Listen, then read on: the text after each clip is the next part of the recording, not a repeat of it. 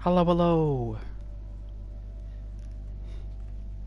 Welcome to a lovely morning stream on a Saturday.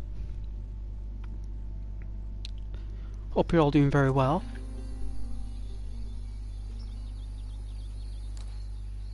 Ooh.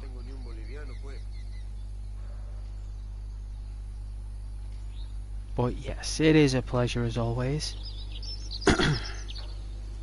Thought I'd do something different.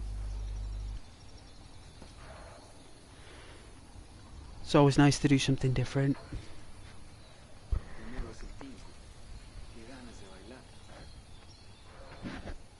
Cleared off the dust off the microphone. The fluff.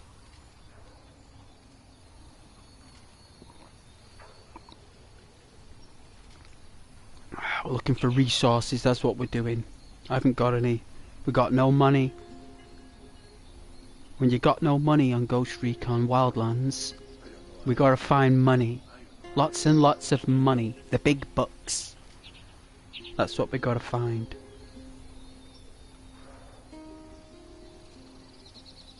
The big dollar. Knives and forks and such. Let's do a sound test.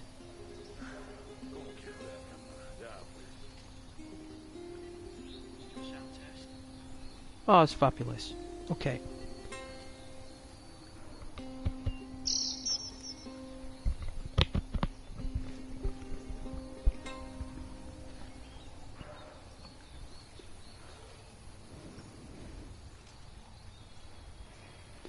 So, resource.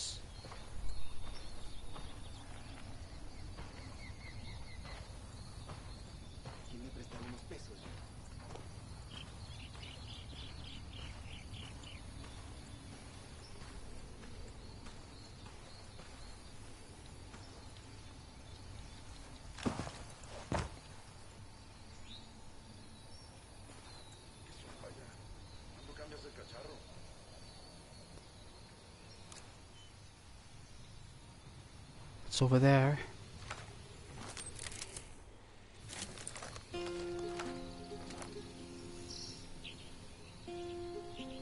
Alright, at least we know where the mission is.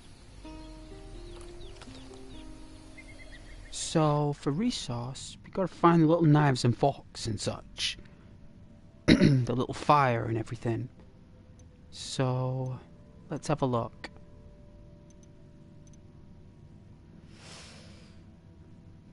That's gasoline. That's a convoy. If we look around, I don't think there's any resources in this province.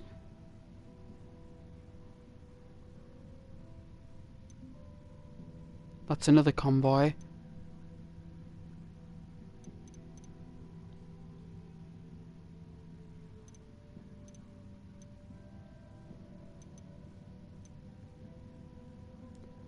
Okay, we found something here.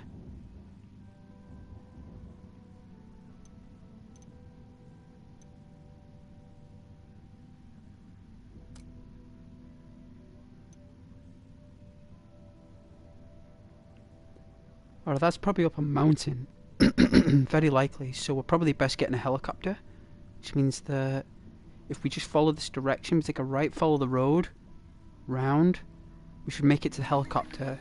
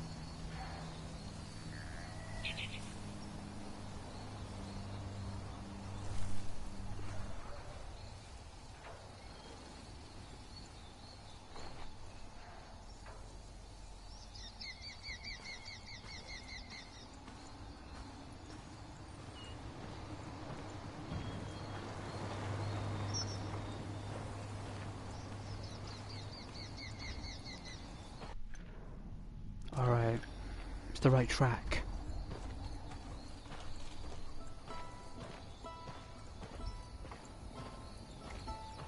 We're best getting a vehicle, to be fair.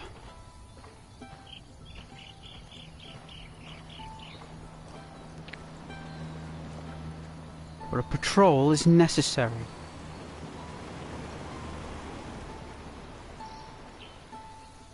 Especially when you're solo.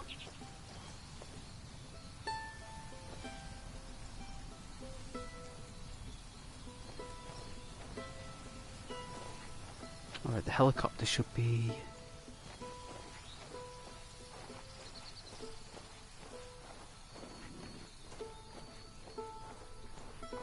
Get out our GPS, turn this corner.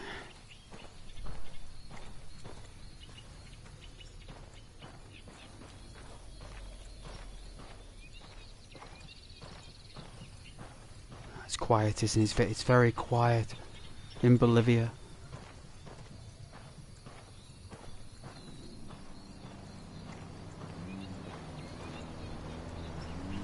It's like a Fiat, isn't it? It's a Fiat Punto. Alright. Let's see, so the chopper is, yeah, if we follow the road, it's by the petrol station. So apparently, I mean, could we parachute down? Is it possible, or is it a bit... Oh no, it's too... There it is. Alright. There's the chopper.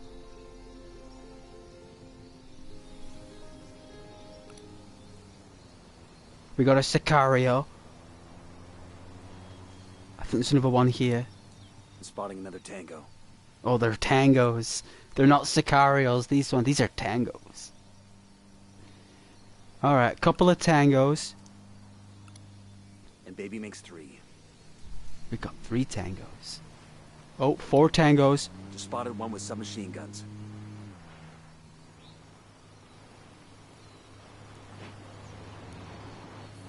Spotted one with submachine guns.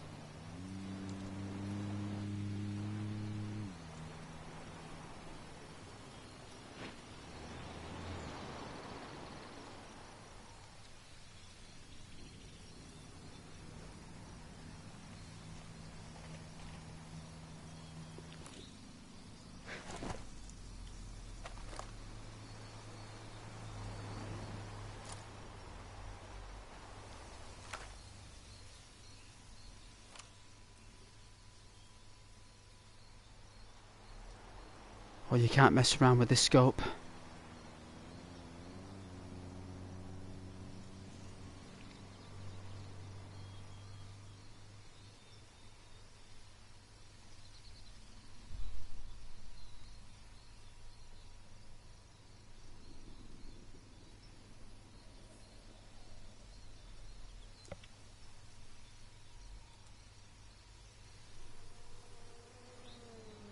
Alright, he's walking back there. We need to get someone. I think they all interchange where they are.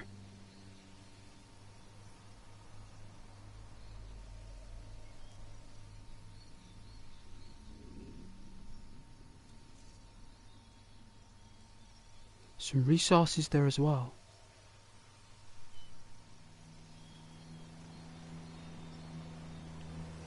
Alright.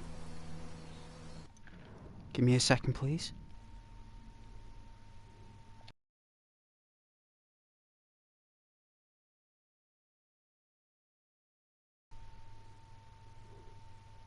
This won't take a moment.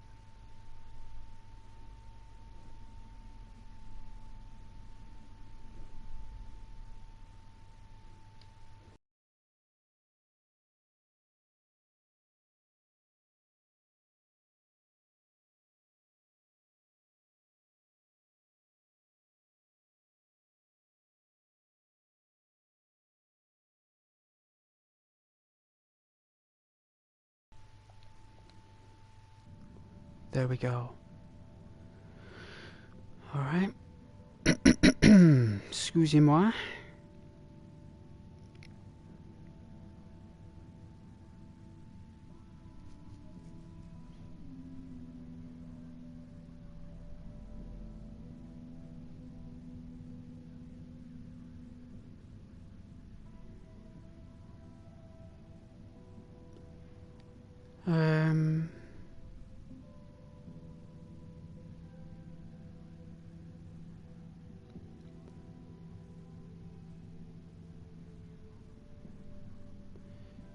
Yep.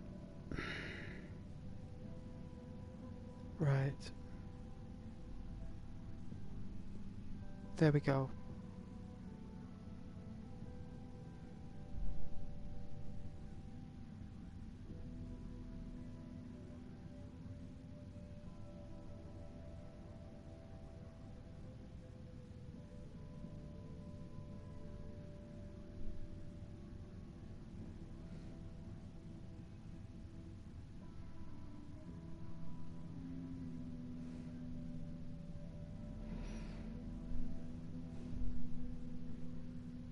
Then do is no, and then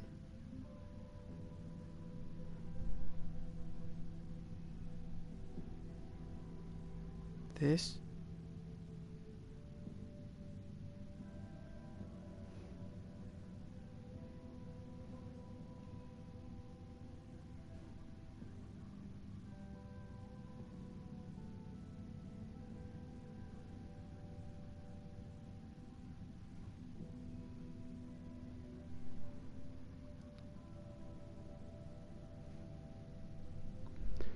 See that.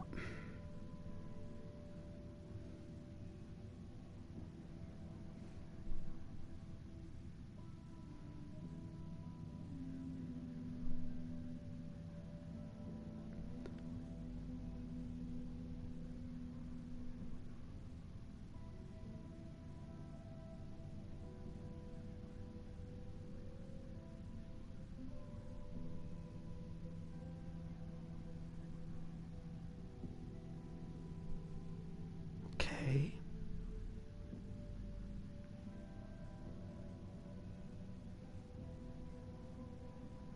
Wow.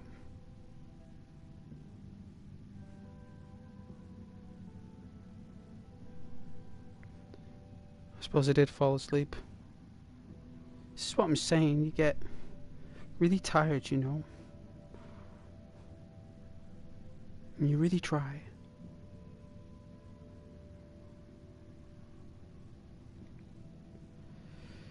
I don't know. No idea why.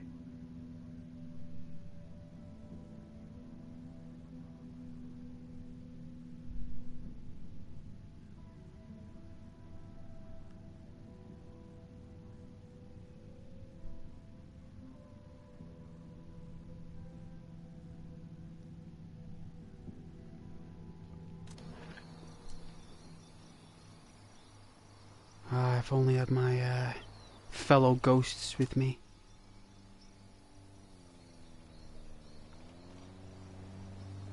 But everyone's busy, so we are alone.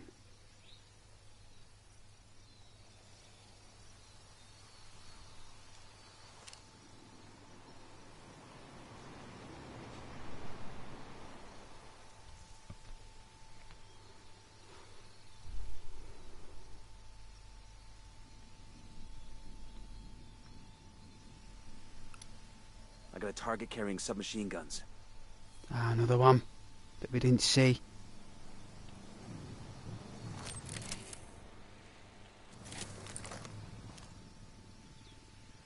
Here we go.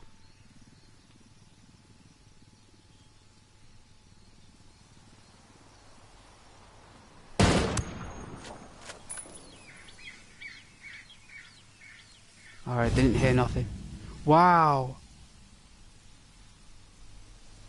We're leveled up, level 25. Wicked.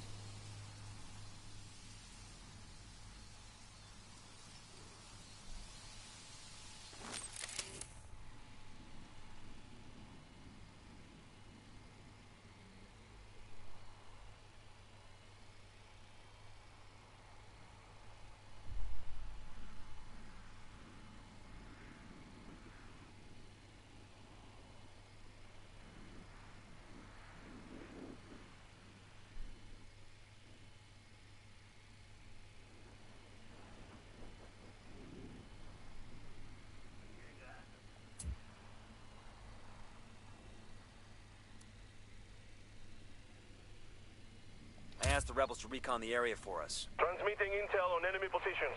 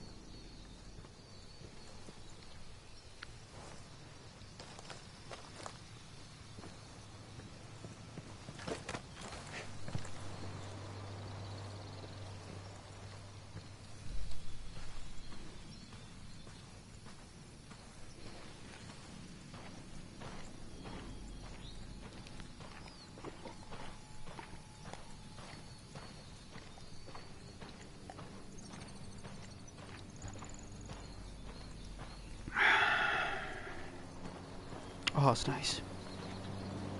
Nice cup of coffee.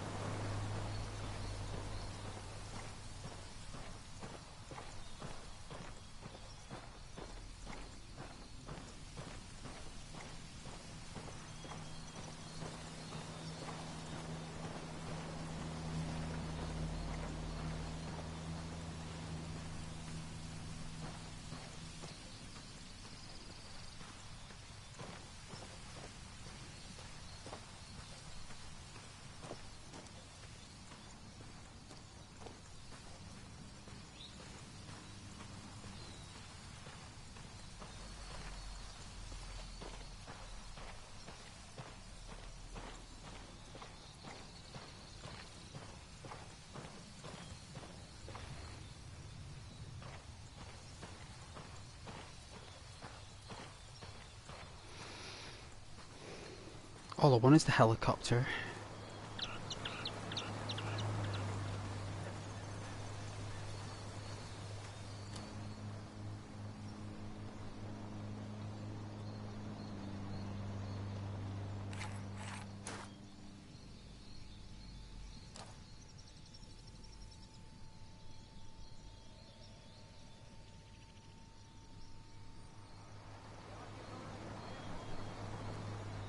I knew they'd start talking.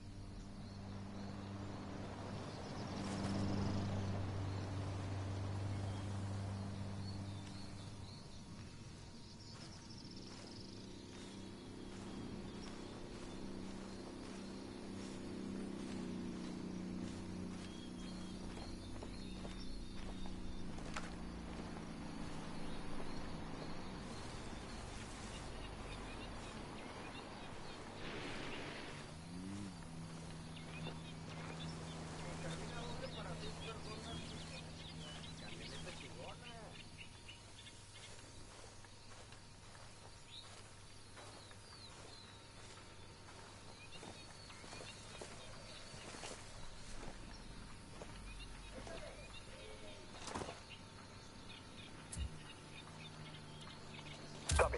Be right there.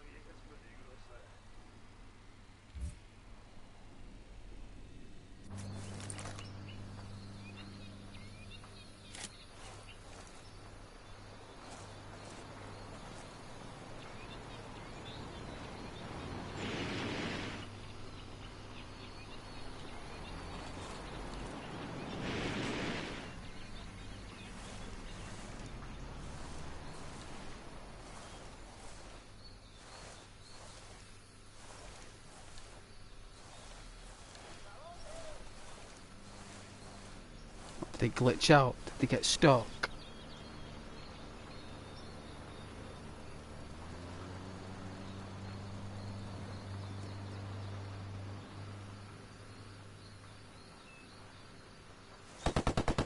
Ah.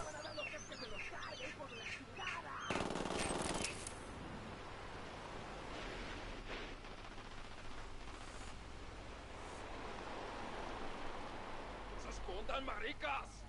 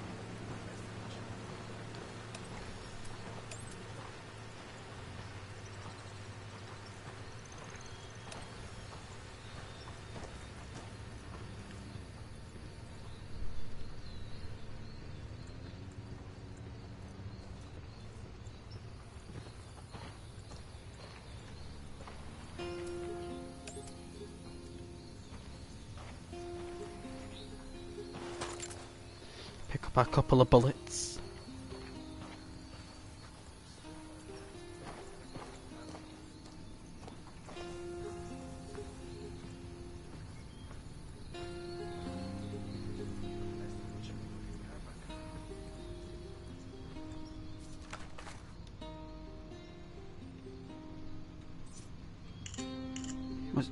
Got the location of a supply drop. Who's ready to track it down? Alright. That's what we're looking for.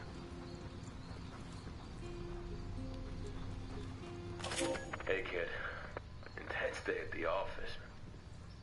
You know, the funny thing about Sueño, you always know where you stand with the son of a bitch. It's like hanging out with the biggest pit bull on earth. You look at him cockeyed and he might tear your throat out, sure, but sure as shit won't hide his feelings. You know, this morning, I ran security when he was renegotiating production rates with that fucking wombat, El Emisario. So Emisario keeps making excuses about production volume and labor and whatever. Well, Sueño just sat and stared all dead-eyed at this asshole. I swear to God, his fucking eyes were burning holes through the guy's shirt. And then, get this, Sueño pulls the biggest fucking Bowie knife out of his jacket. It was like a sword out of a goddamn Japanese cartoon. And We'll leave a marker so the rebels can pick up these supplies later. On the desk, real gentle-like. Well, at that point, Emisario would have agreed to anything. Fuck, well, he did agree to everything. And Sueño just picked up his knife, got up and left. Not saying a single fucking word. Now, he ain't the friend you introduced to your parents, but you gotta admire the guy. I mean, he must have balls the size of coconuts. Alright. Guess some guys coping with stress there.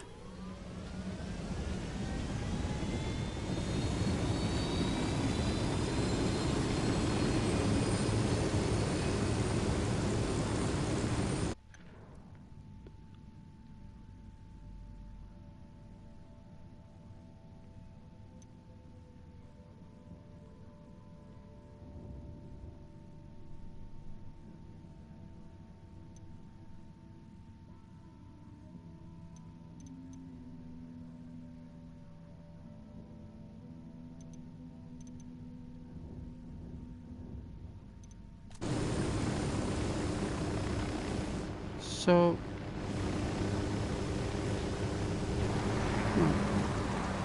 All right. Why does it disappear when I get in the helicopter? That is so strange.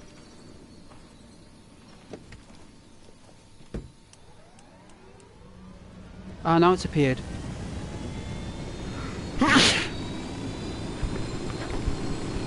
Bless me.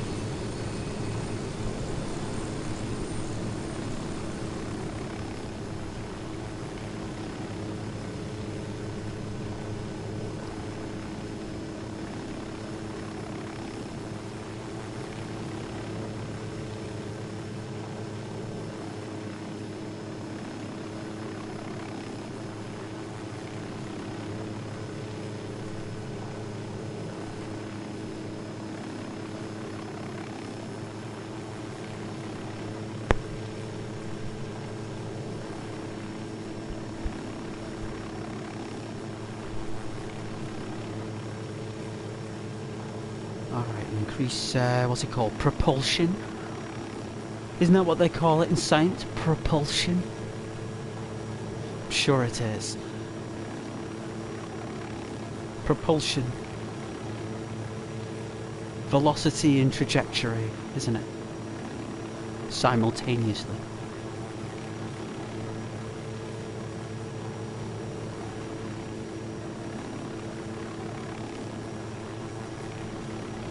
Funny how we make up these words. Funny, funny, funny.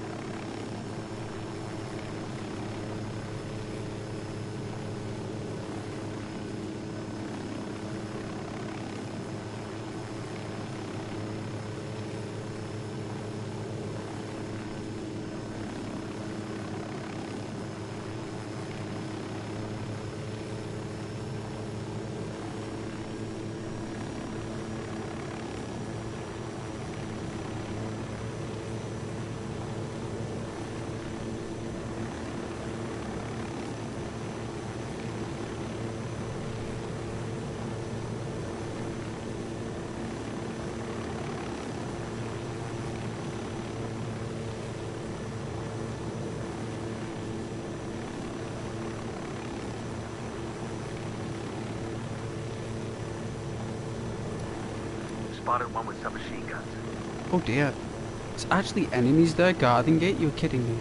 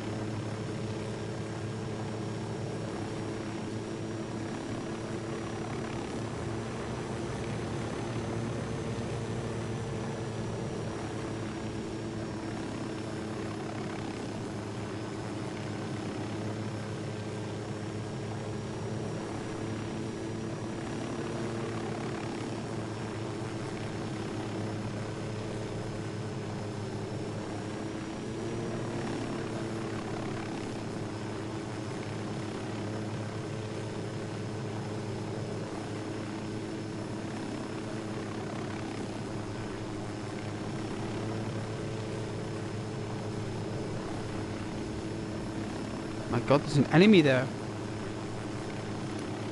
Tango number 3.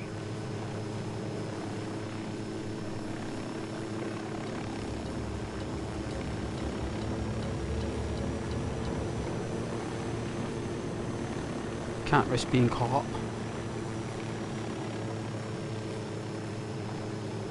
Alright, we'll have to walk it up. Alright, see if we can land on is that another Sicario?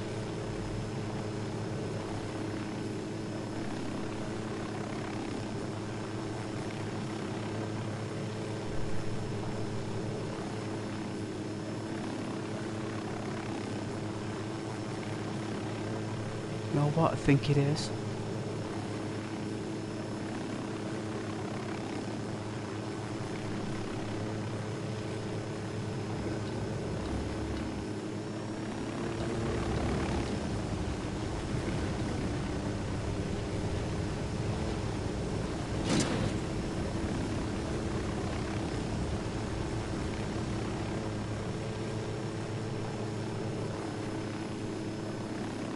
Alright, see if we can land it like emergency services on a slant.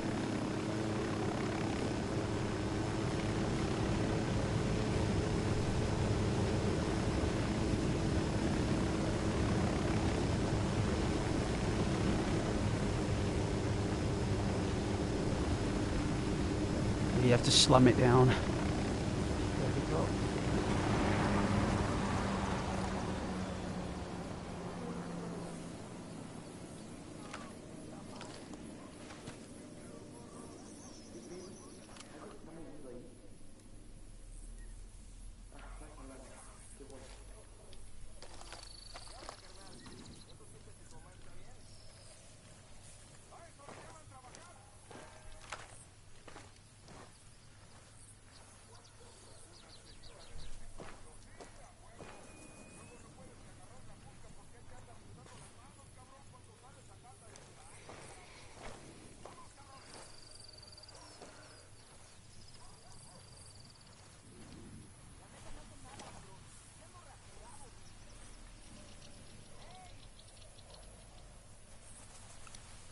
I got eyes on a sniper.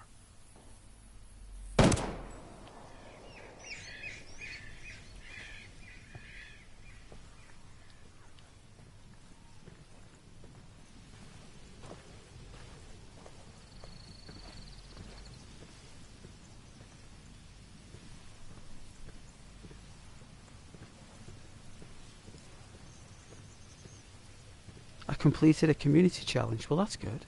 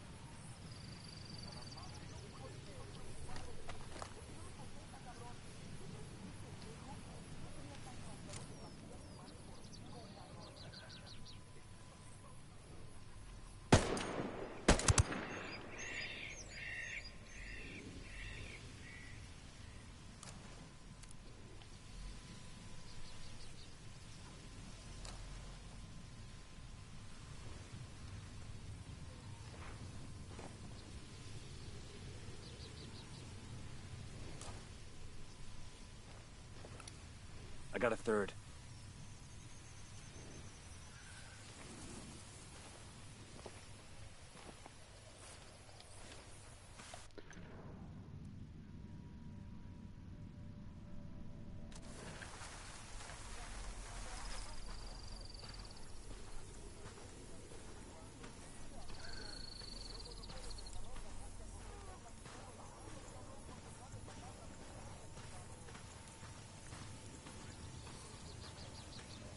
It's getting a bit darker.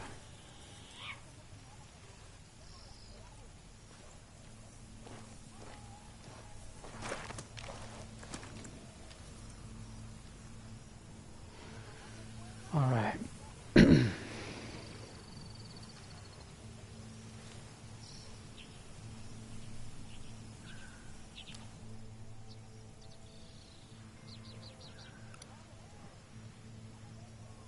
Right. Okay.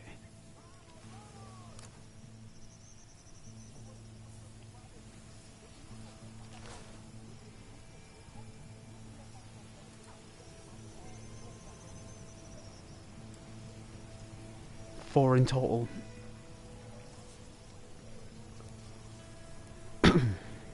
Well, we don't want them taking the plane.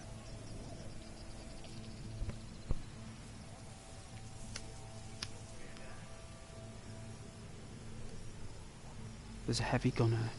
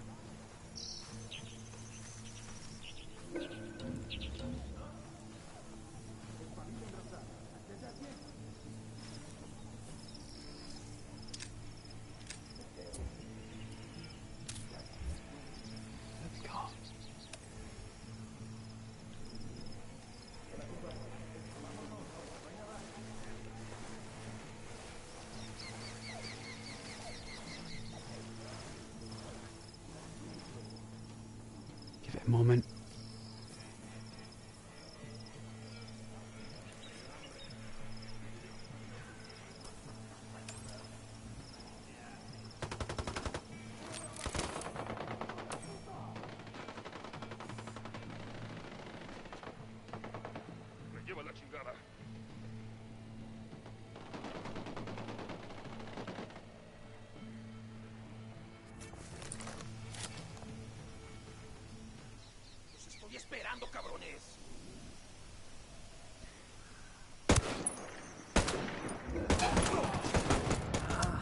Oh, nearly. God, he was powerful.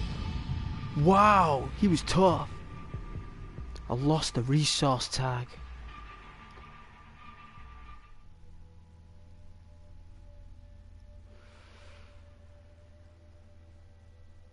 He was like a boss. Oh, it is on an extreme, right? Oh, yeah. I forgot about that.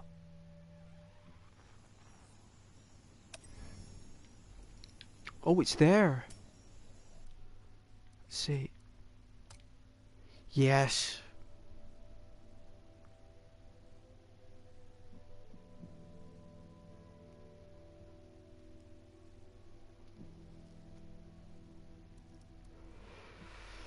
Simulation mode.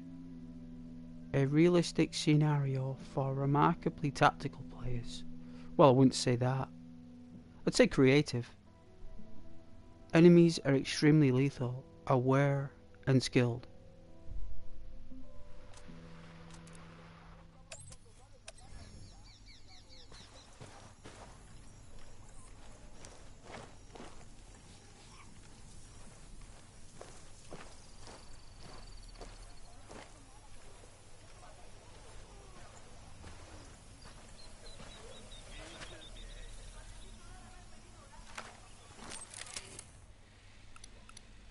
I got a target carrying submachine guns.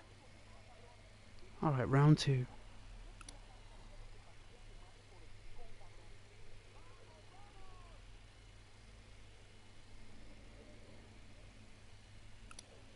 He makes 5. It's 5 now.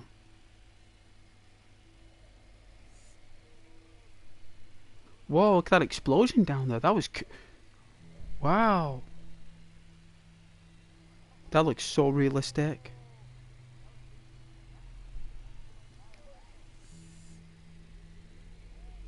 So that's the runway.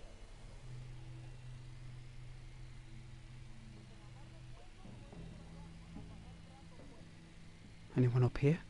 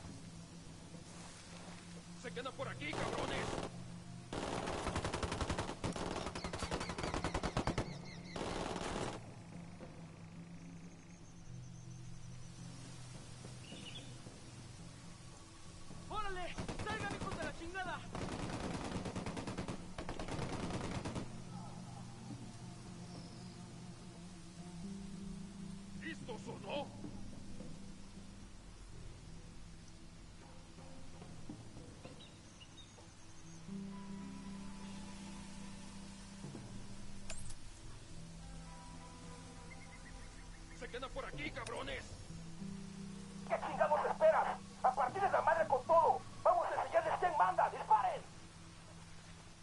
¡No se escondan, maricas!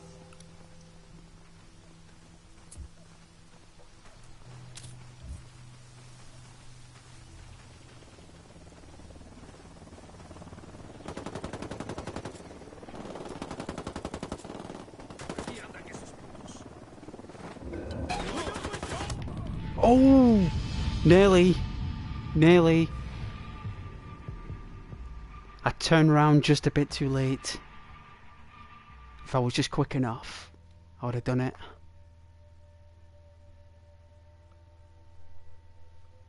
I tried to pincer them between the two of us. But, harder than it looks. It's fun though. I like trying new things on my own.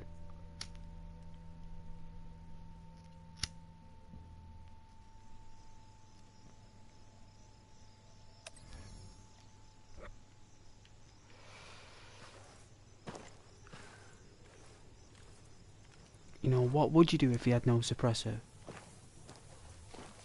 Everyone uses suppressors. Like, what would you do if you had no suppressor? That's how I'm looking at it. What if you had no other choice? What if you were stuck with your equipment?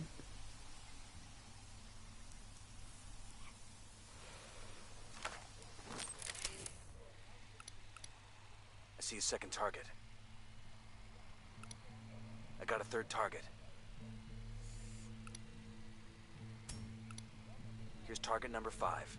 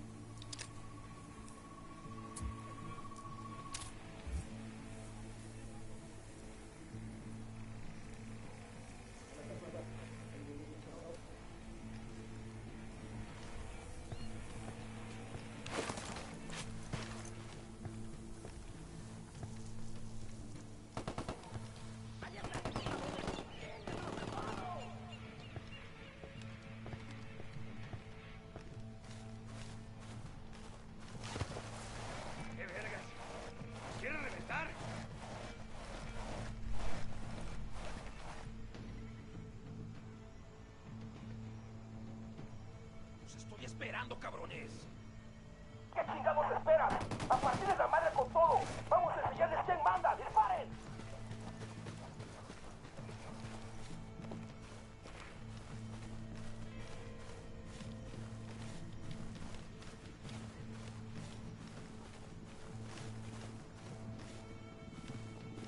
Gotta try something different.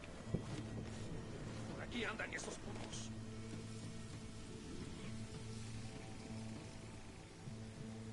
¡Vamos! ¡Estos los mandamos hoy con la Catrina! Lleva la chingada.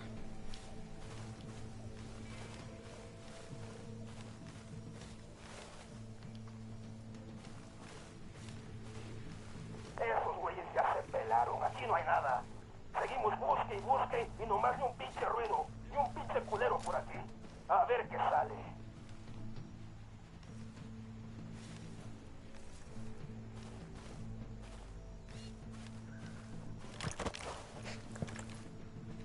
¿No quieren darse un tiro, pues?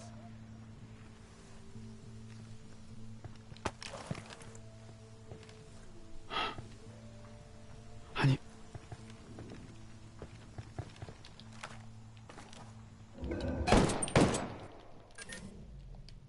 Whoa! Aquí andan esos putos.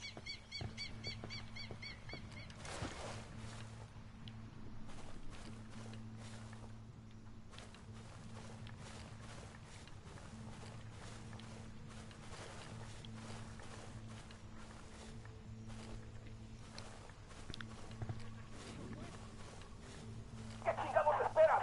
A partir de la madre con todo. Vamos a enseñarles quién manda. ¡Disparen!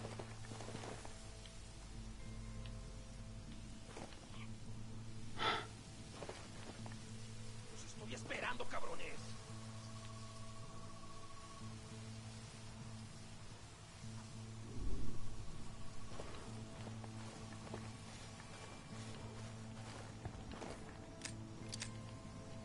Puta, no los veo. Only one more.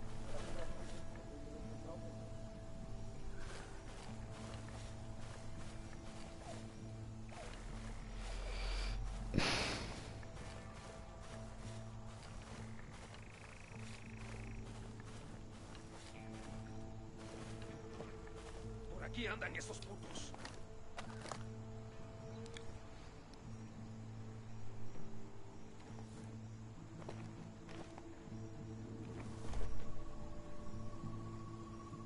Where's my backup?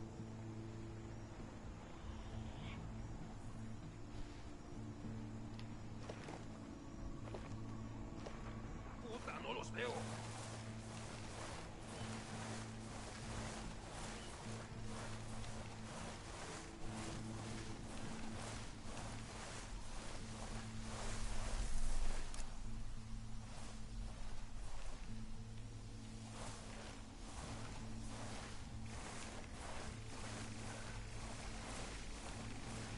Por aquí andan esos putos.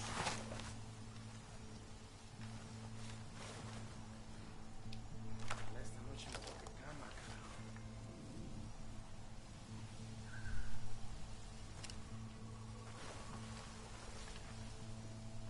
What the?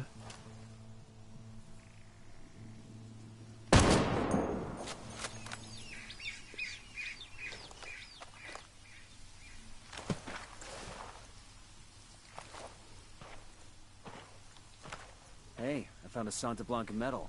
This'll make a nice souvenir. A medal? Let's see.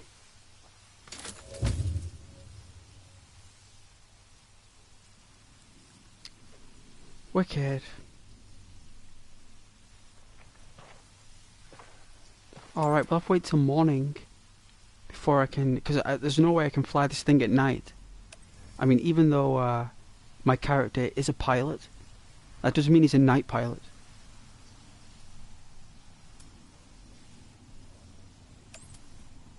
In an emergency, like maybe, I don't know. No, are they fireflies?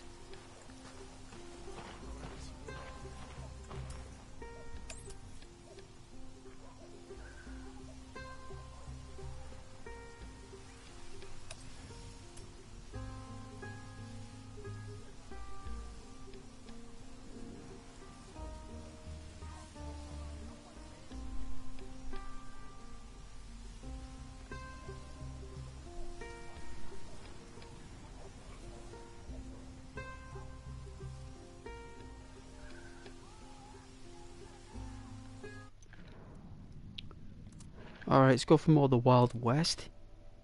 Do I have it? Should we have a look? I should have it unlocked. Oh, do I not?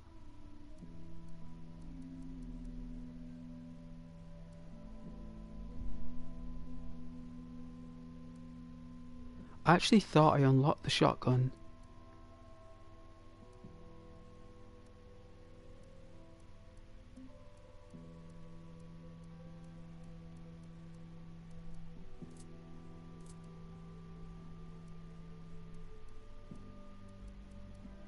Or is that all the guns I've got? Is that all I have?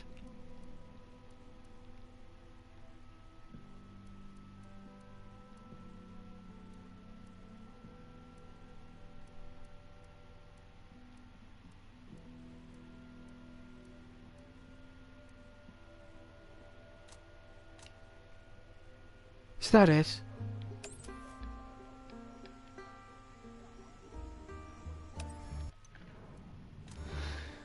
Alright. Still gotta wait.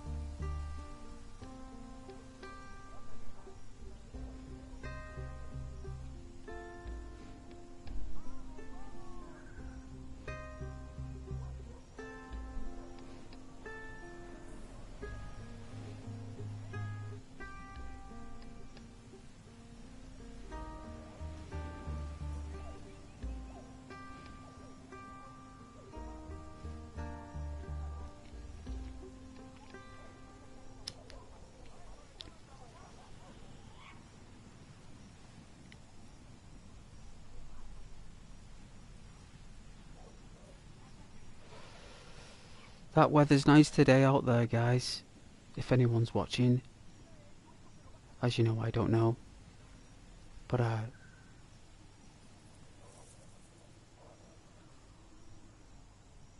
it is a really nice weather's day out there in the UK.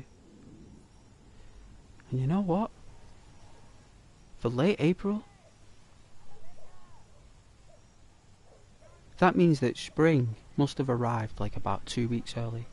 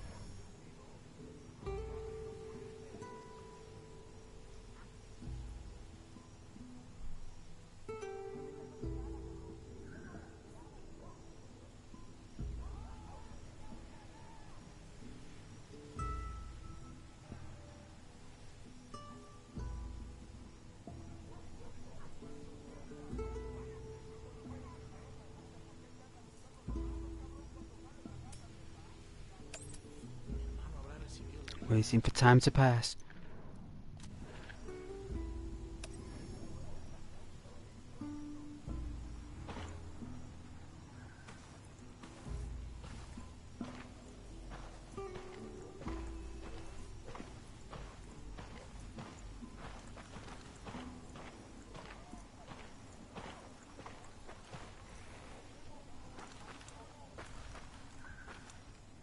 Let's hope this guy doesn't get hurt by the propeller.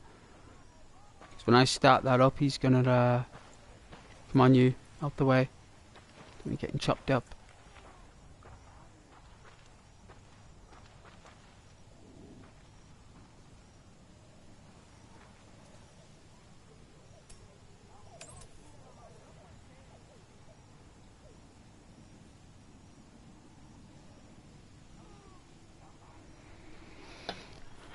Let's give this a minute.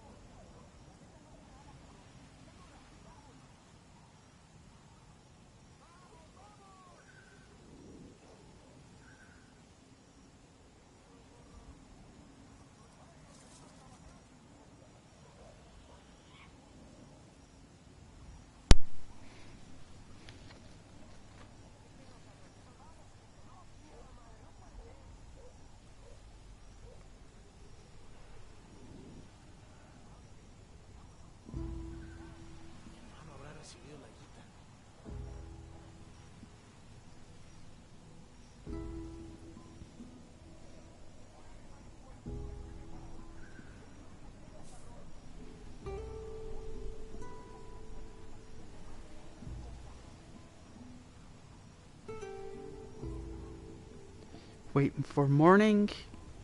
Let's have a look. It's not getting any brighter. Let's see.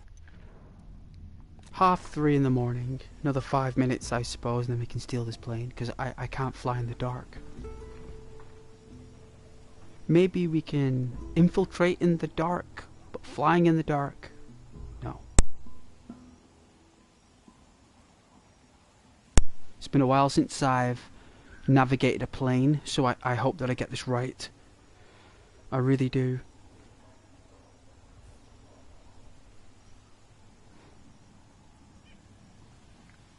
Really, I should have done some training.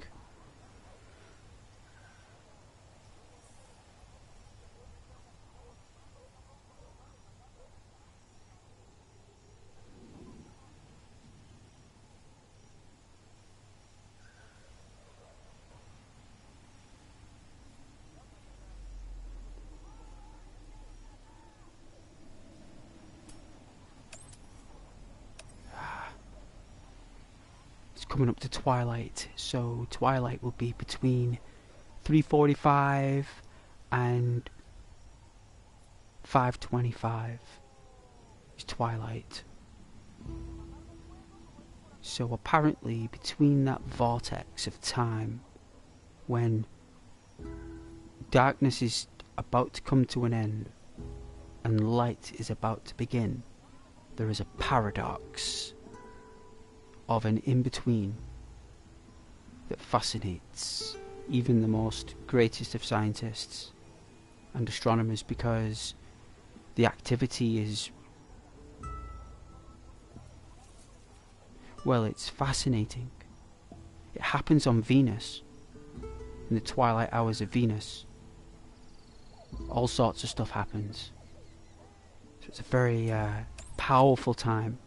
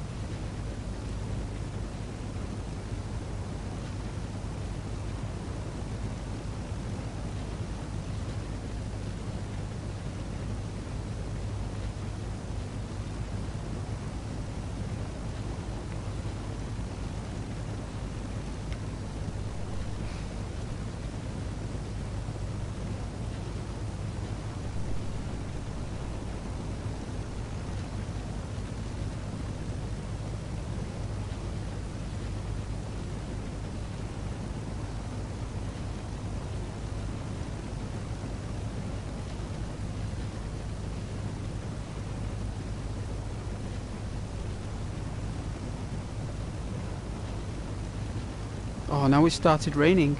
Ah, dear lord. That's all we need. High winds, high gales, heavy rainfall.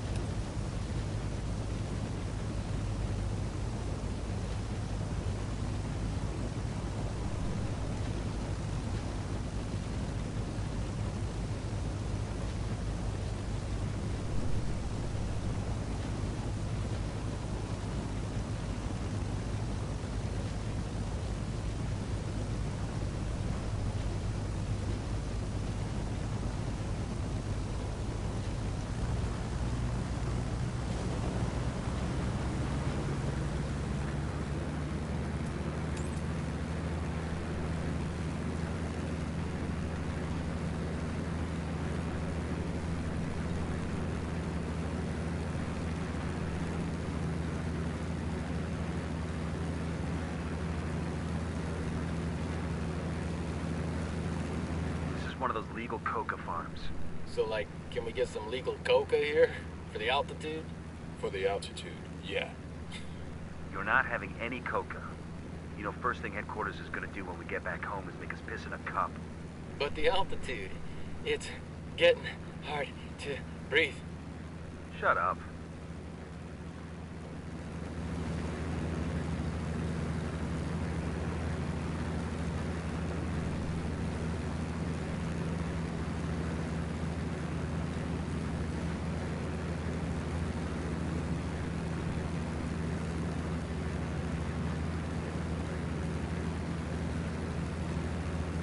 This is going to be so difficult.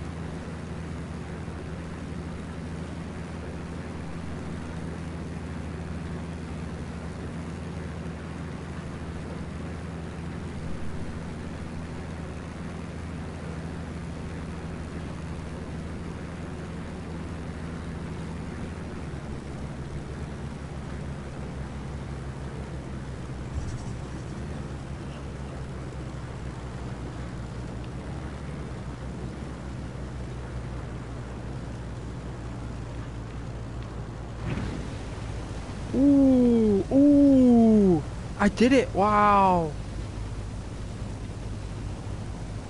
Looks like everything's in one piece. Let's go. We'll tell the rebels where to come get their new toys.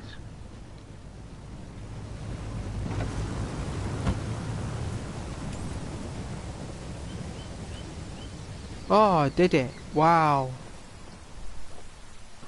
Oh, that's cool.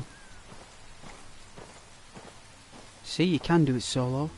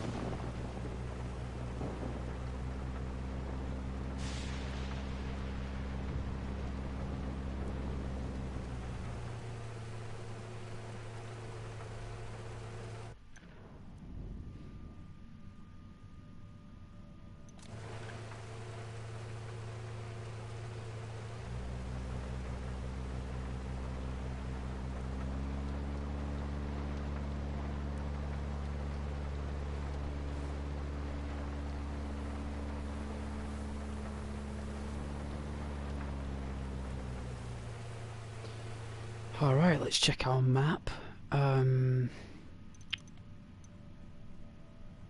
What's this? Grab and intimidate the Sicario. That gets a support upgrade. I mean, that looks pretty cool.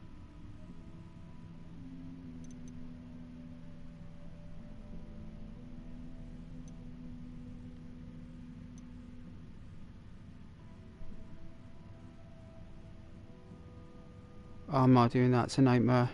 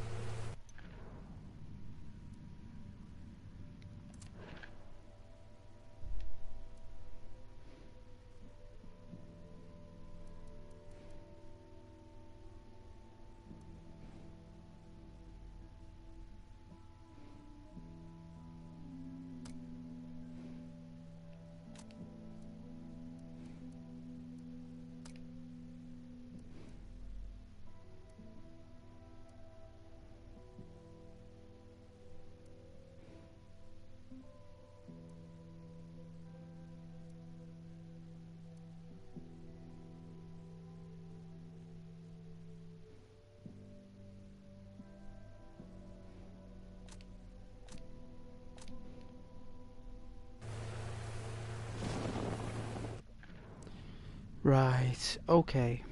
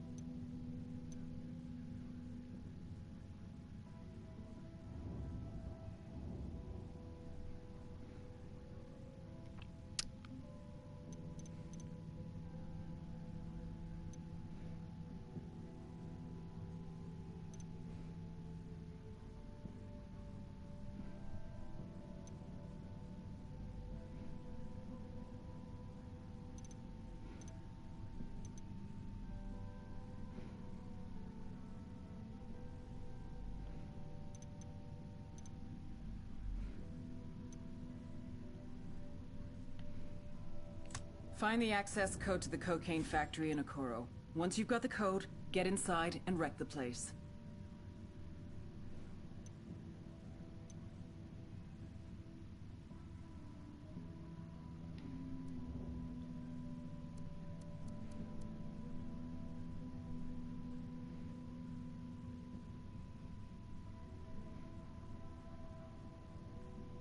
Pakatari's radio engineer is being held prisoner at the Oliko Dam. We need to bust this guy out so he can help us hack Perico's broadcasting system.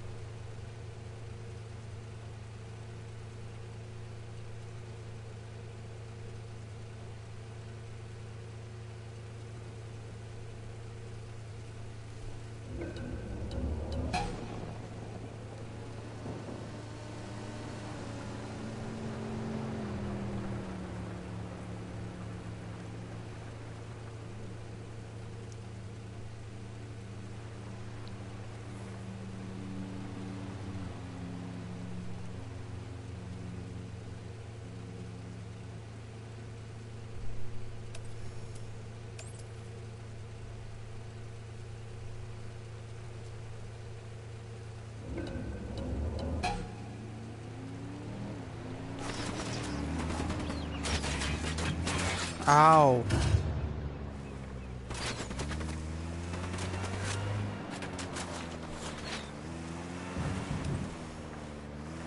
Estamos llegando a refuerzos. Eliminen a esa gente de inmediato.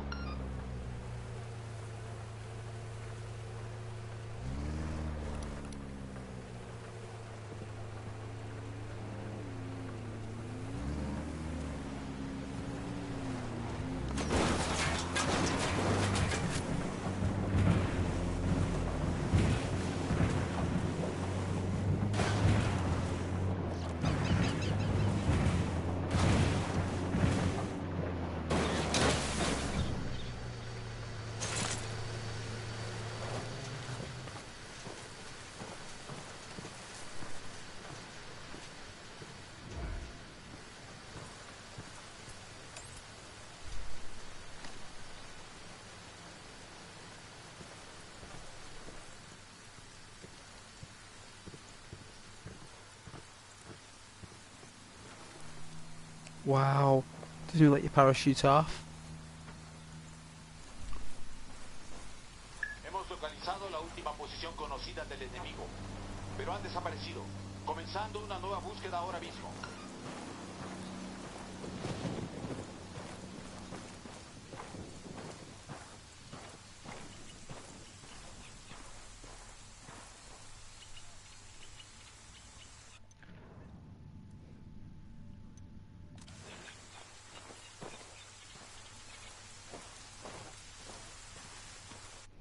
Let's have a look. Yeah, take a left on this road.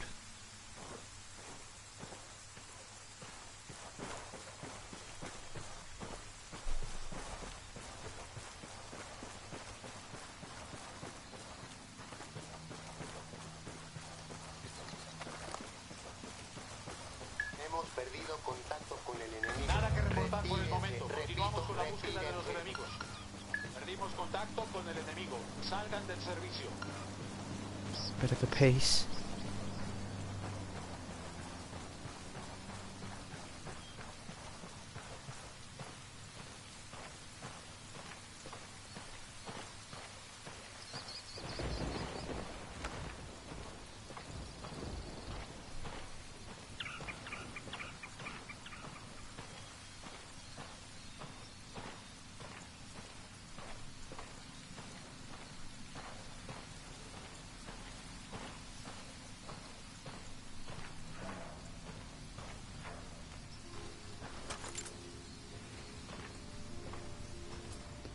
Alright, let's wait out the storm. Just stop it.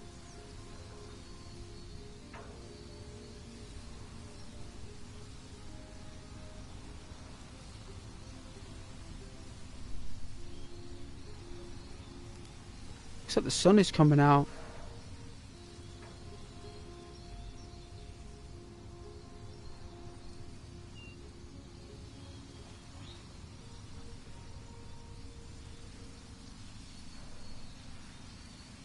No way it is.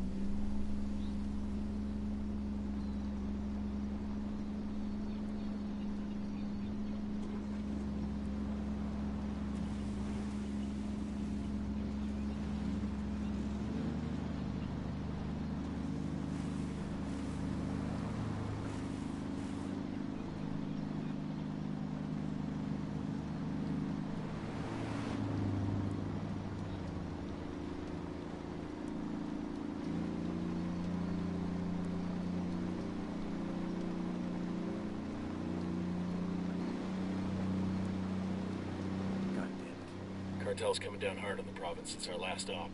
If they're trying to make us stop, they just made a huge mistake.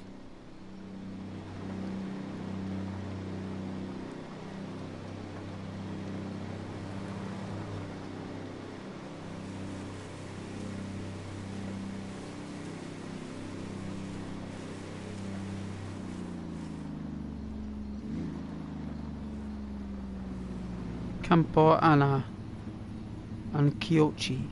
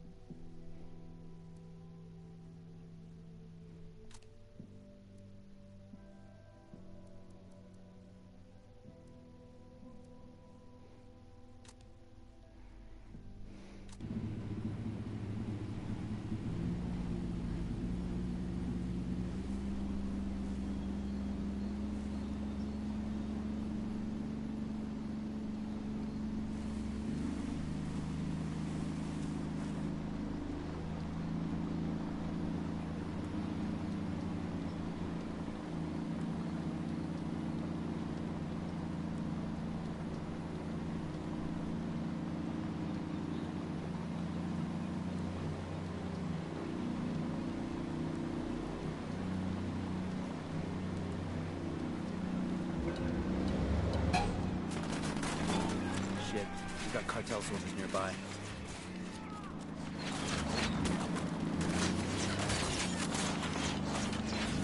Soldados, chicos. Tienen de fuego esos culeros.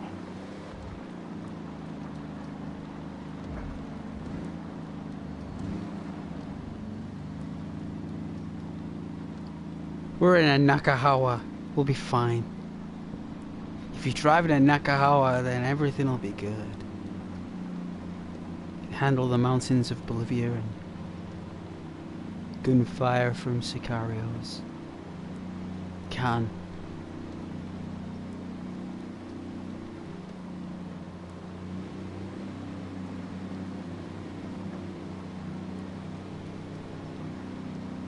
Really can.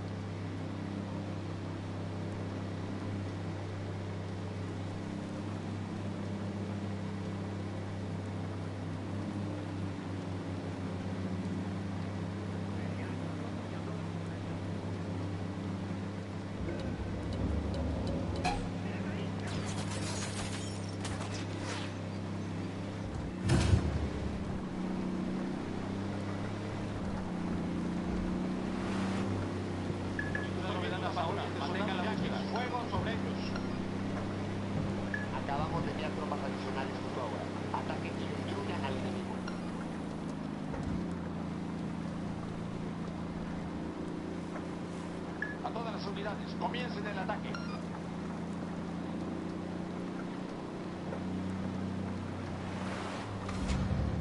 Good. Thank goodness. Los soldados enemigos rompieron contacto y se retiraron. Es hora de terminar la búsqueda.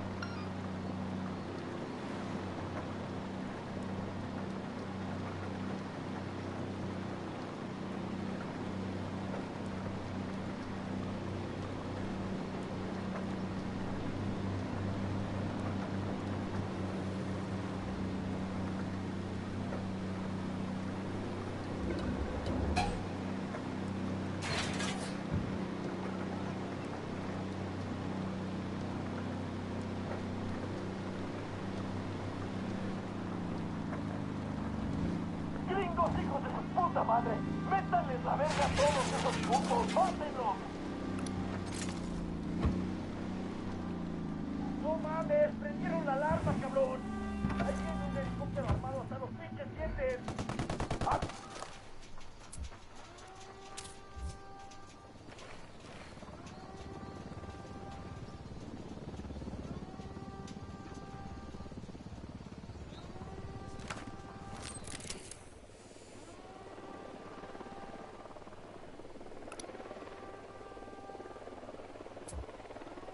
¿Qué chingados esperas?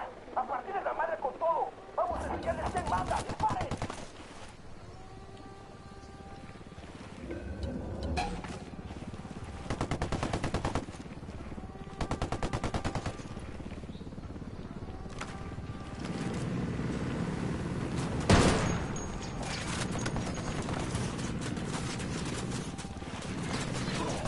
Ow!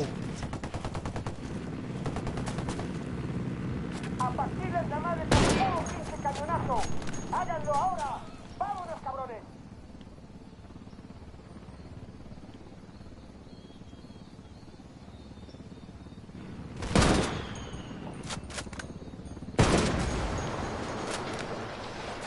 Ah!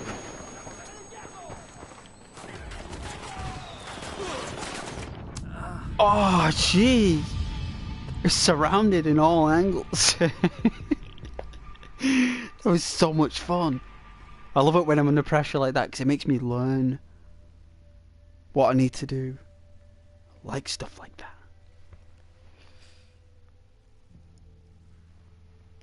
I called in my support, but they didn't show up. I guess they were on TikTok. Maybe. Maybe.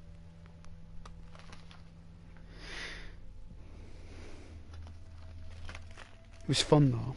Random stop.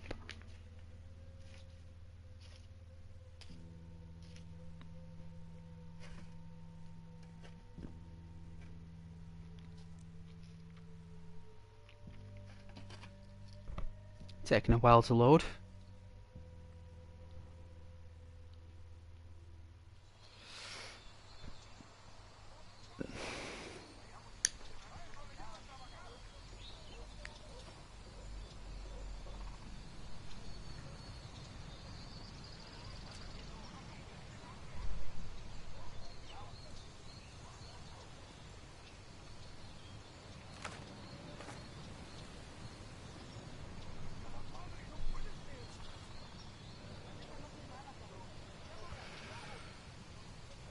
Do we have a revolver? Do you think?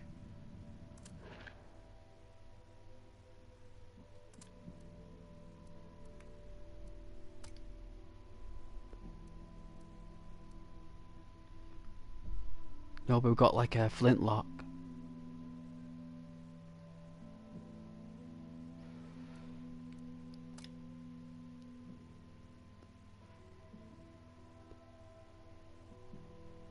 A jackdaw pistol, what is that?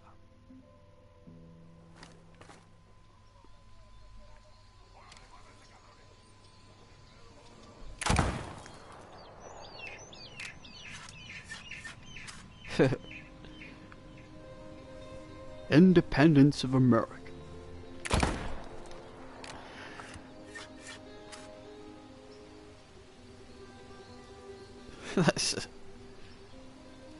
a patriotic gun. That's what it is. It's patriotic. It's got no... That is purely for aesthetic.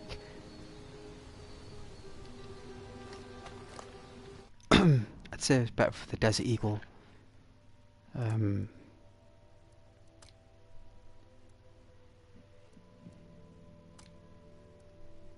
know what? This is actually better, but it's not as powerful.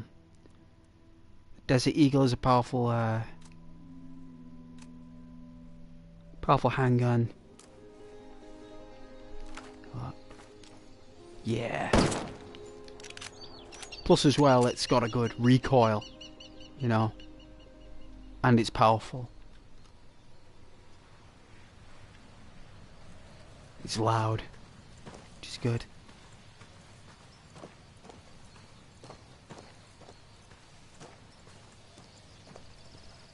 I mean, I could parachute down, but I prefer to get there through real means. It's a shame we got taken out there. It is on extreme though, so I upgraded my damage resistance, and still. Still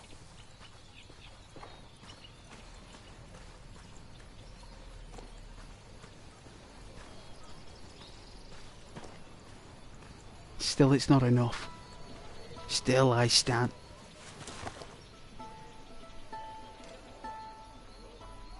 Is that one of my guys?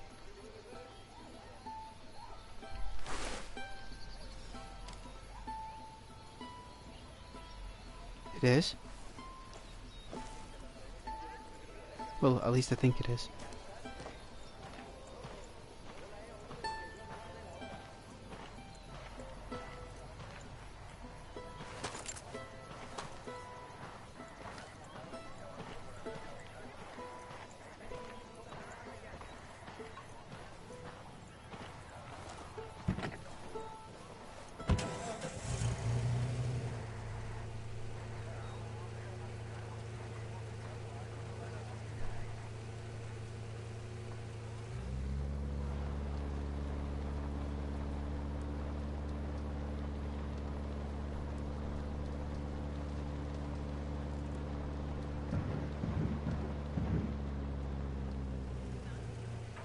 Oh, with that little car.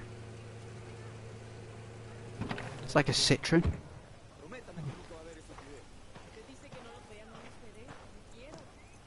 Oh, it's like a little Jeep, isn't it? It's like a little mini Rover, like a Land Rover, isn't it? A Land Rover, that's what they're called. Yeah, it's got the tyre on the back.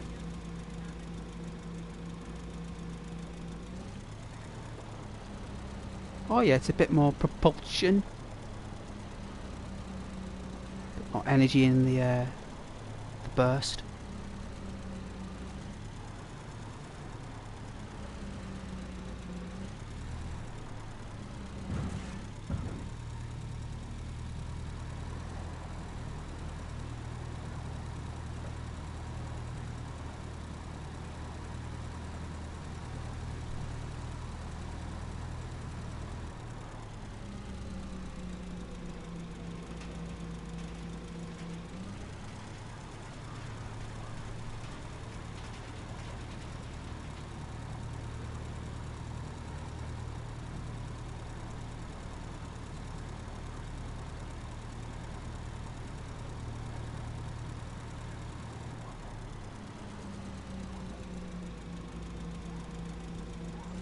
It's not through there.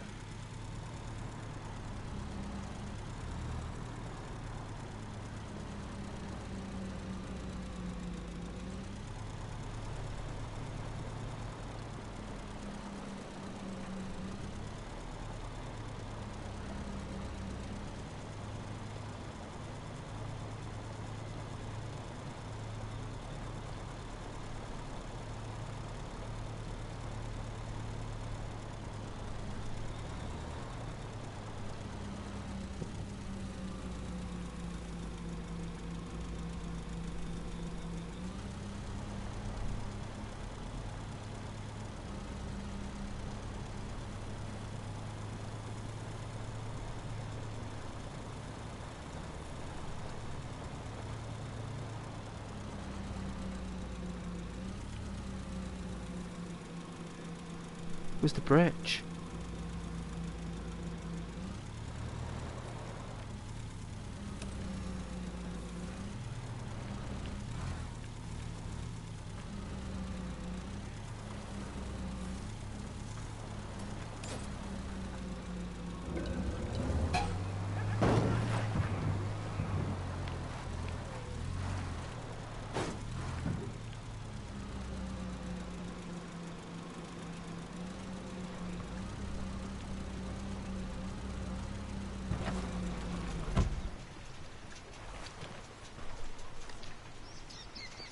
Is everyone okay?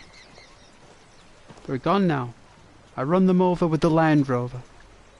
Everything's safe. Being held hostage? Who by?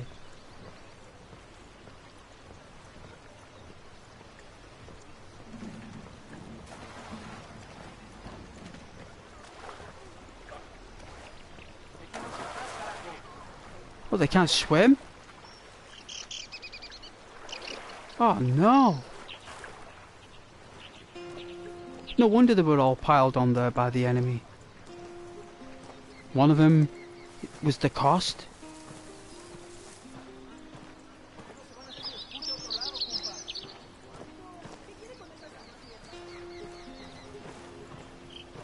Cartel assholes. What the fuck is wrong with these people?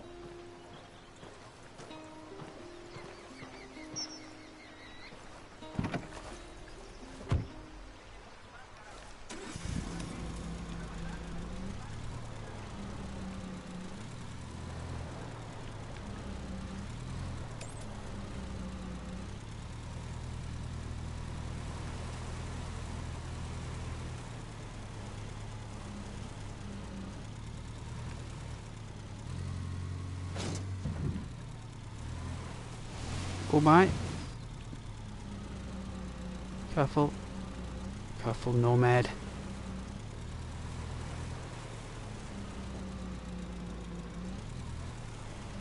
Check the GPS.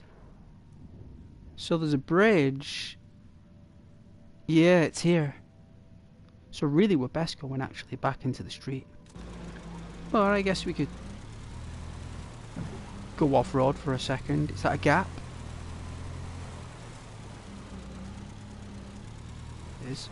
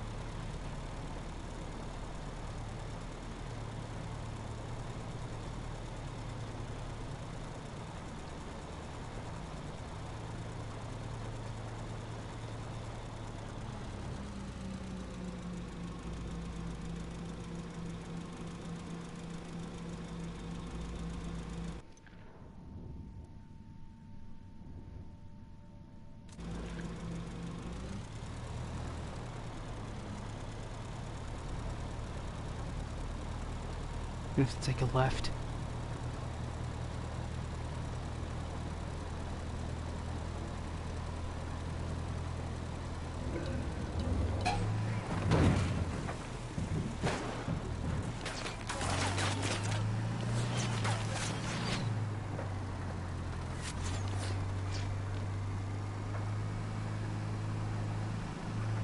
¡Mierda, chingada madre!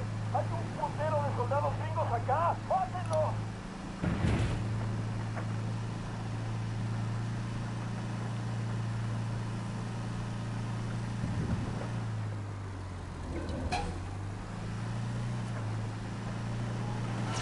¡Ya nos espera! ¡A partir de la madre con todo! ¡Vamos a enseñarles quién manda! ¡Disparen!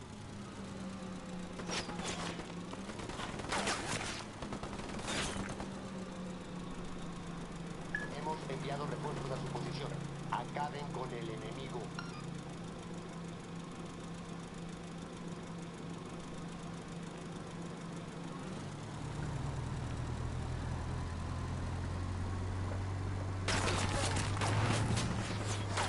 Wow.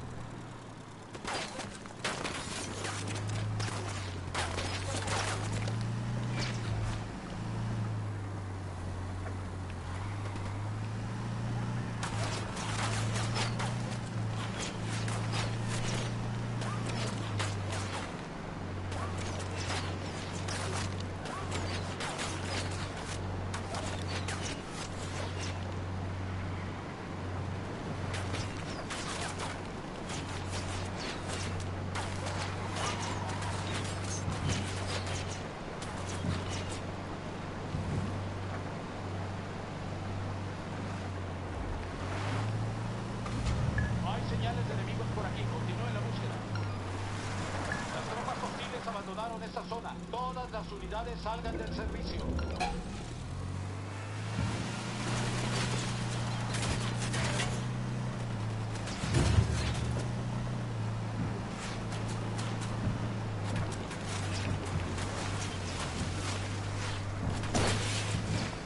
Avisamos que los repuestos ya vienen en camino. Únanse a ellas y destruyan el enemigo.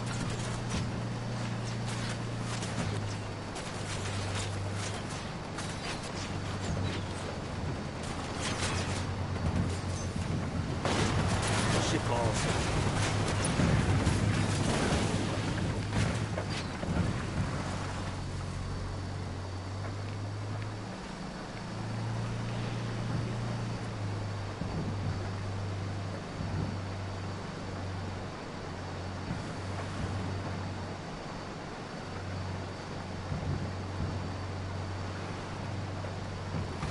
Hemos perdido contacto con las tropas enemigas. Todas las unidades manténganse en formación de búsqueda. El enemigo ha retrocedido. Todas las unidades regresen a su patrullaje normal.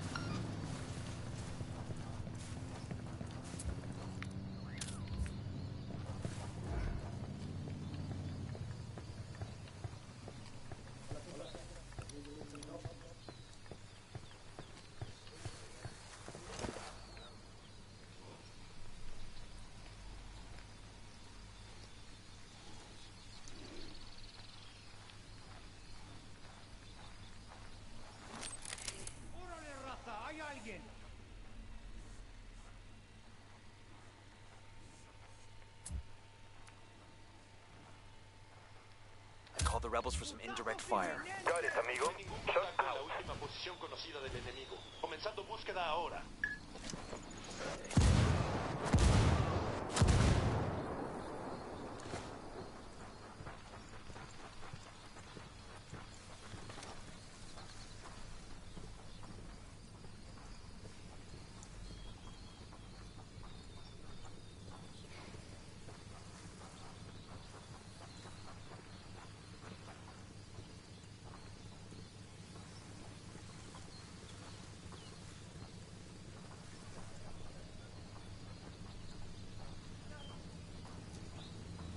Zumba ya, esto de esperar a que no acabe.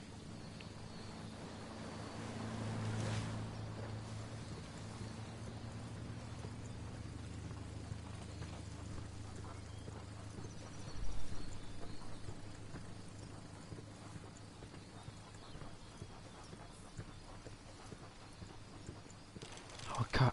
Oh, our car is totaled. What happened there? Oh yeah. Wow, the slightest touch. Look at that sensitivity, right? Habrá recibido la ayuda.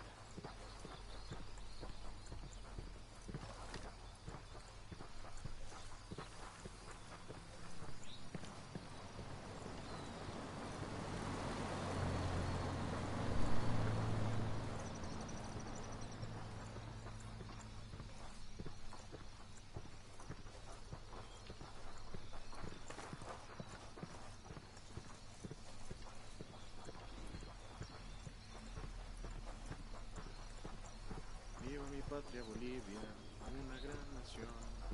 Por ella doy mi vida, también mi corazón.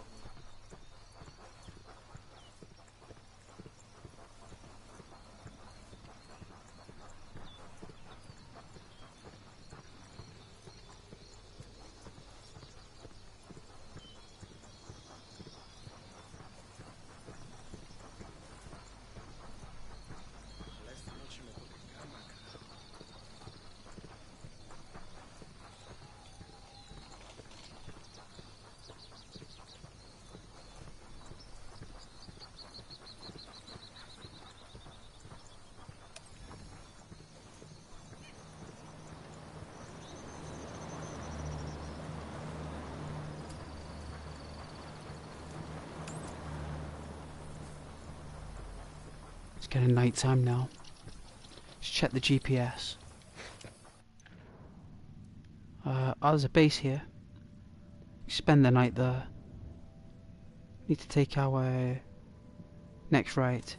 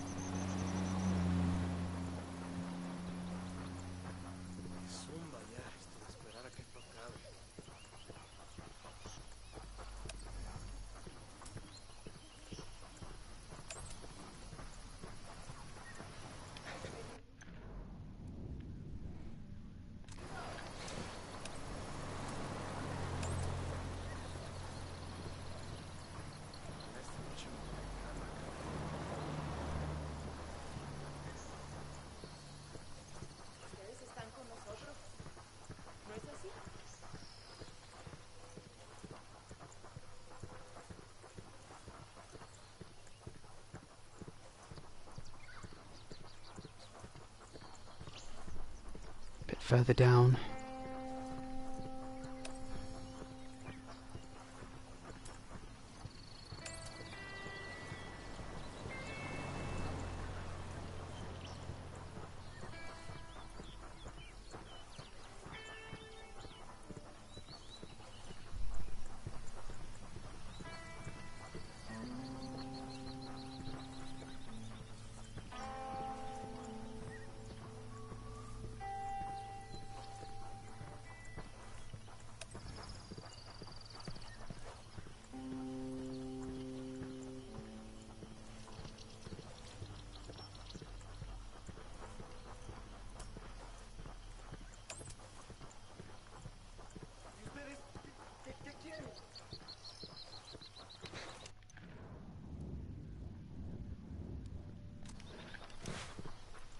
Alright, I think we're here.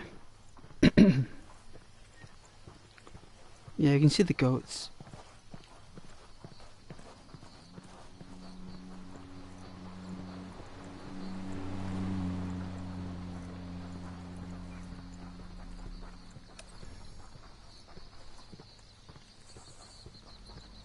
I gather that that's the right turn.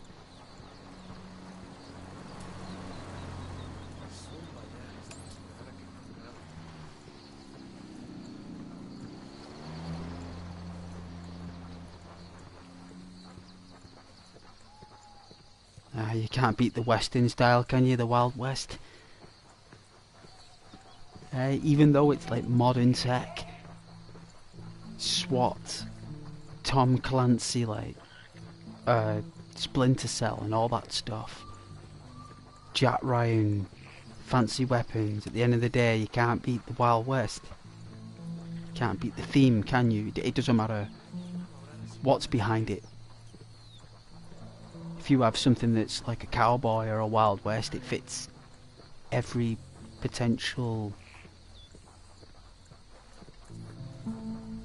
background, to be fair. My God. All them goats. Oh, we took the wrong trail, look. Wonder why there were so many goats. Ah, well, we'll have to put the night vision on here.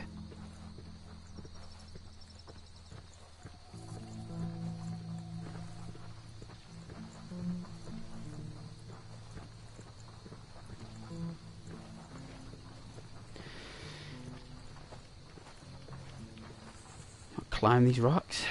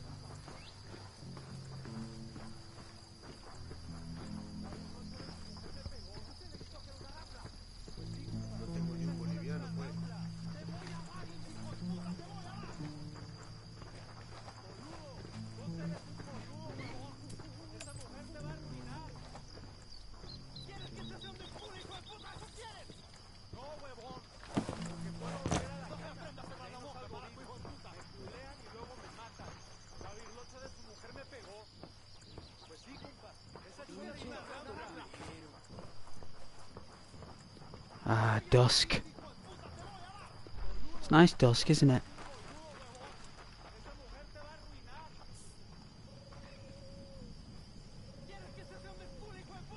That's why people normally go out at dusk, because, you know, it used to be so, like, you know, how can I describe it?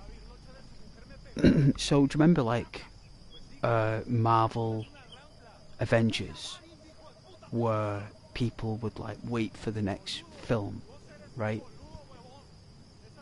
And there was so much anticipation, right? Like, everyone was waiting to see what would happen with Thanos and Iron Man and such, right? So we ended up waiting like 10 years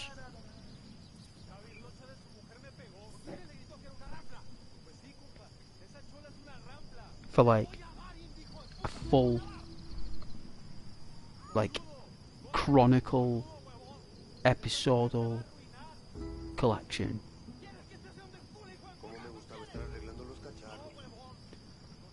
Right?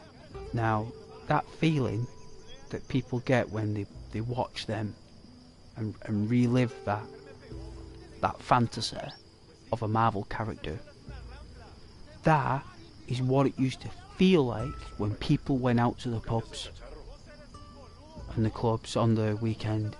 That was like going watching Endgame for the first time, because every weekend you went out, there was always something different, and there was a lot of fighting as well. For some reason, people were crazy. They were crazy. Like, I'm going like 2000s here, like early 2000s, and this energy of like every weekend being like a Marvel's Endgame. Like, Compa, you people took out 2 of the scariest pinches culeros in all of Bolivia. People are becoming brave now. You've shown the people that the cartel can bleed. wicked. Well, now, right? Nobody wants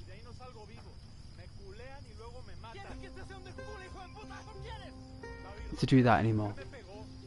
Nobody wants to go out anymore and be around loads of people. I mean, there are probably a small populace or a contained populace that enjoys that stuff, going out, having a drink. But I'd say that generation of people are in the 50s, mid-late 50s and early 60s.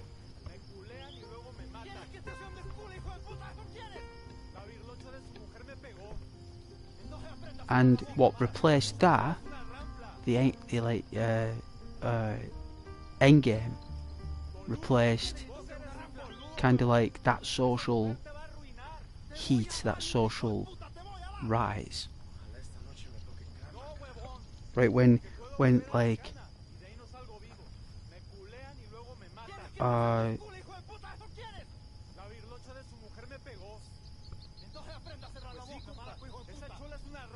people were just like,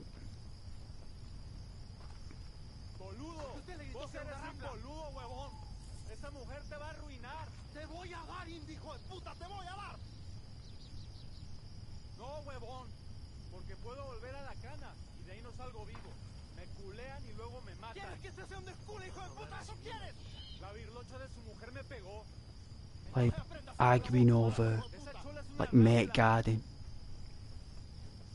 A lot of mate guarding.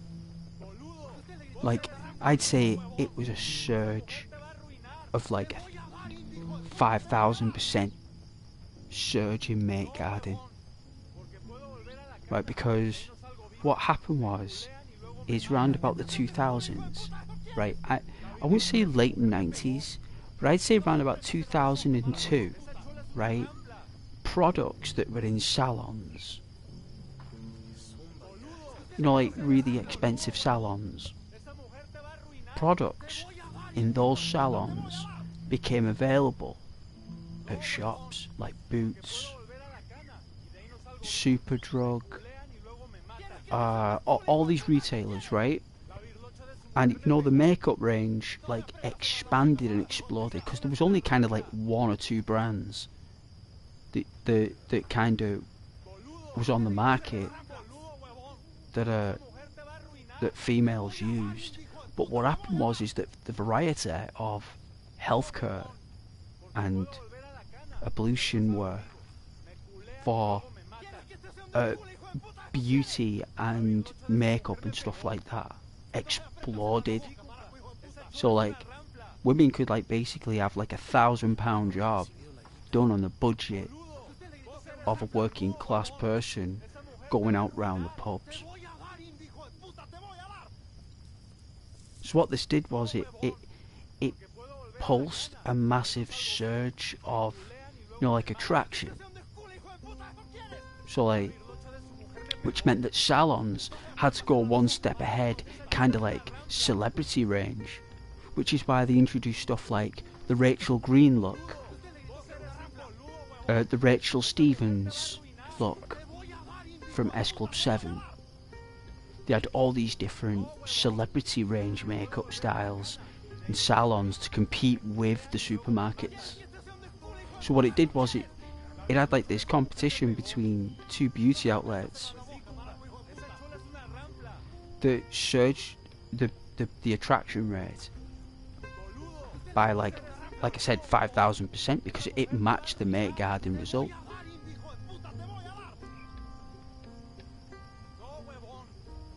And because no one had ever seen it before, because you had to pay umpteen amounts of money for women to do that. Like I remember my mum saving up all year for those type of products back in the day, and like my dad's sister. Like I remember him talking about it. It's not something you could do every week, so they had to rely on soap and these other basic products, women, all the way through the 60s and 70s and the 80s and the 90s until the millennium came, and then the market changed.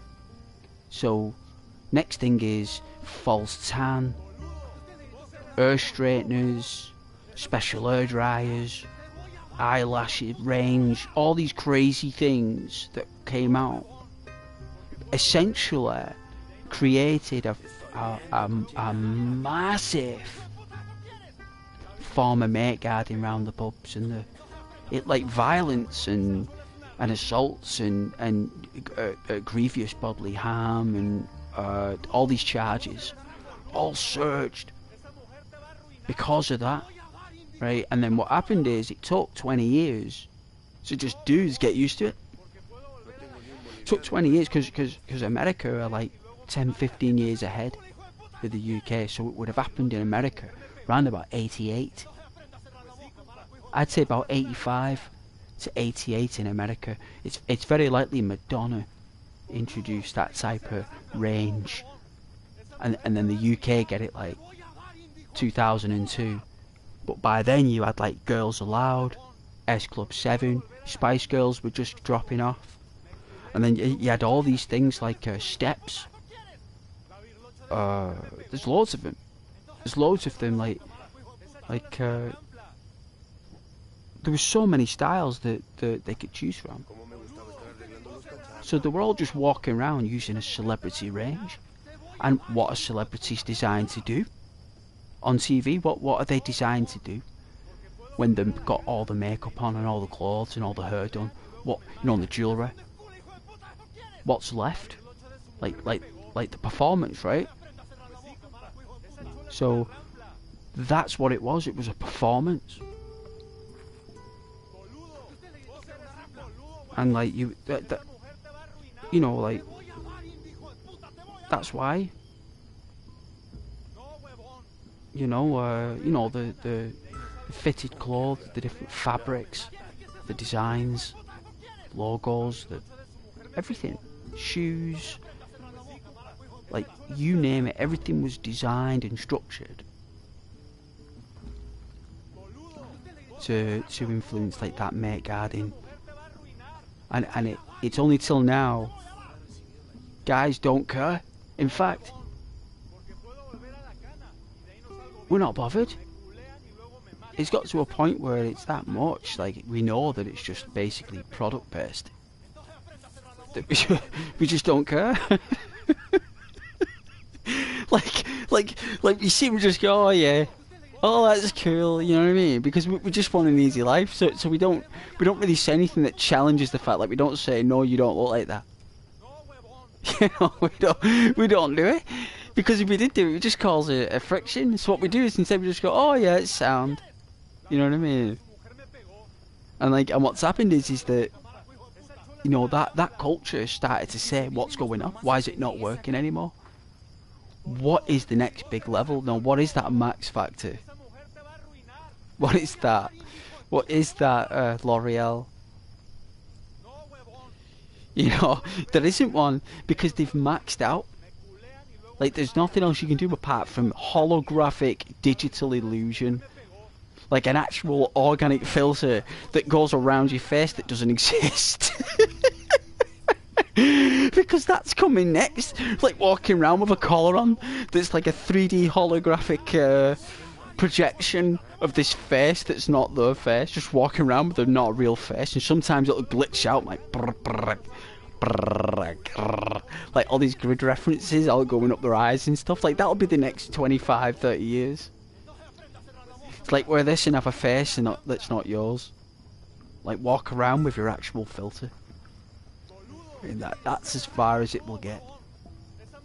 You know? Because if you take away all those products, and you take away all the hairstyles and all the fashion, and you take away everything, all you have is a person that wants to eat, sleep, drink, yeah, like water, yeah, and have shelter. Because if you take all those things away, that's all that remains. And when you look back at it and you look through it, that's what you see. And the guys that see that are the ones that are successful. You know, you get advised not to. You get advised not to see it like that. You know, you got to look at all these extra needs and all these extra wants. When it really is, no. Those are the 4 things. And if you can provide those 4 things, that's it. Because if none of those other things existed, that would be the only things that would be needed.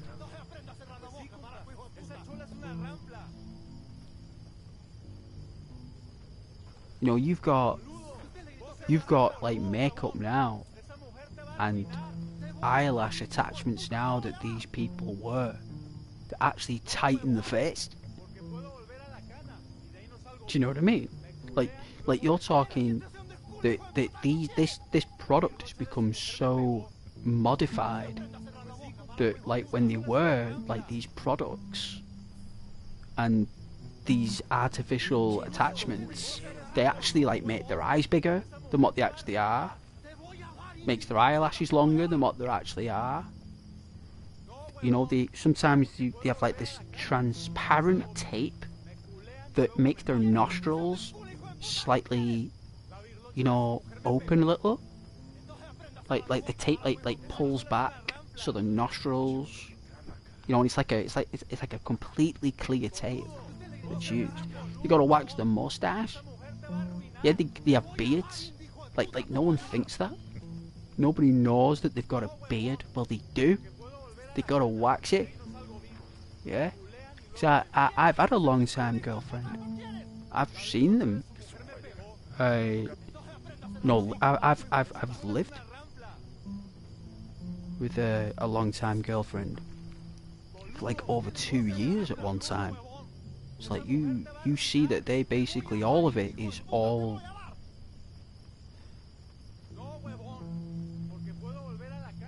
added on.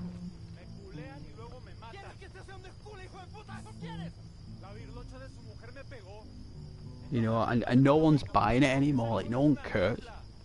Like, they care because it's them, and that's fair enough. That's fine.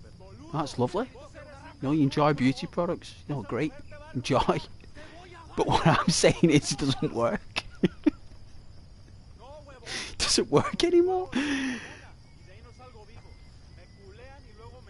know what I mean? No one cares. People are more interested in like watching a YouTube video or playing a computer game. You know, or getting a dog. That's literally the level it's got to. You know what I mean? Because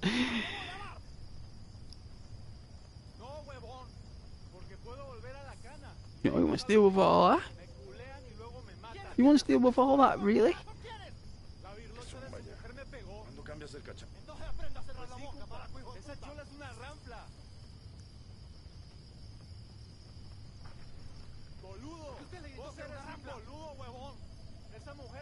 See, what happened was in the early millennium, right, is that when that mate garden erupted properly,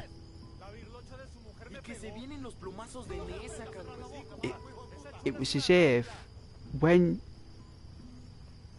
you know, like when people first meet and you both look really well, you're both dressed to the maximum and you're both on your best behaviour, right? Because you want to make a good impression naturally, right?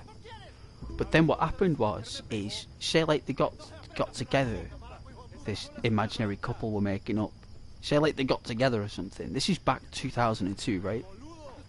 So say like, I don't know, in the 30s or whatever, the woman, after they got together, when it was official in their eyes, they used to throw a party, right? They used to send out invitations to everyone, like it was actual a house party to like, for them to becoming like a partnership, like a couple. Where now, you know, it's on Facebook, isn't it? Or they do it like on WhatsApp, with love arts and stuff.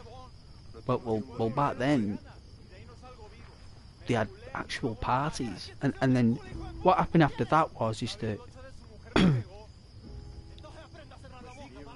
the women, right? They still dress like that.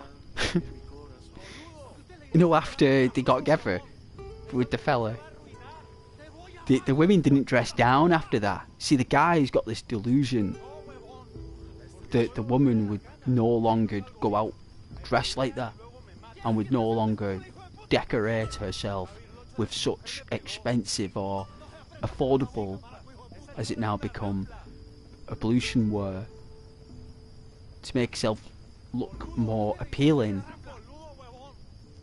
Yeah, but what happened is that ladies did it regardless. Right? They regardless, they still continued the regime.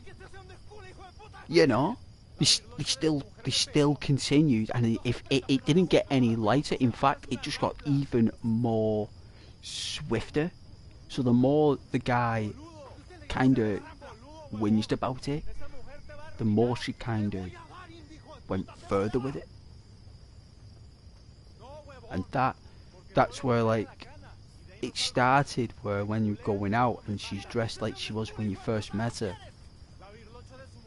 and she's talking to other dudes, that's what they couldn't handle, and that's where it sparked. That's where the mate garden sparked, you know. And it happened all over. It was nationwide. Kaboom! Right?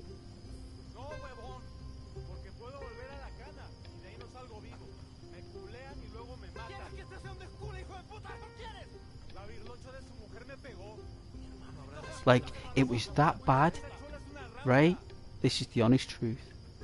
It was that bad. They had to restructure the bouncer system, the doorman system. It was that bad of an example of a generation of behaviour that they had to completely reformat and restructurise the entire doorman bouncer formula. And it took about till 2016 So like they started it in like 2003, and it took from 2003 to 2016 to change it.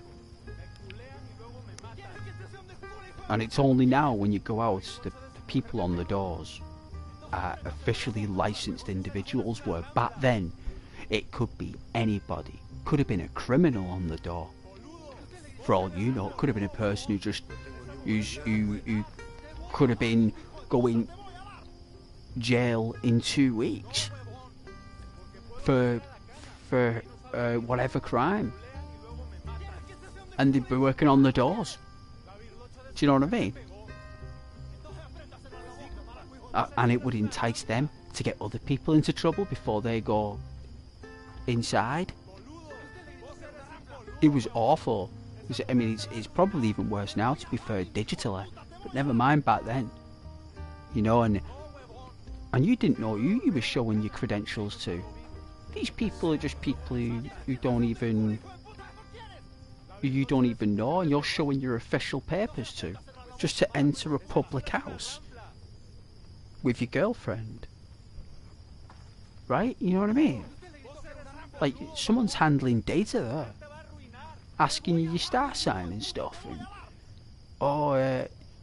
I got good year that, you know, making a comment like shouting out your birthday and your year in front of everyone in the queue. You know, some of them used to hold up your passport saying, "What do you think, guys? Does it look like him?" These are people who used to work on the doors. You know, so I remember how they behaved, and those people are actually in their 60s now. They're actually like 60, 58 to 64. That age group of that spike of products and change and culture change and the dismantlation of the public house. And why? That would be why, because basically they were booming up until 2016.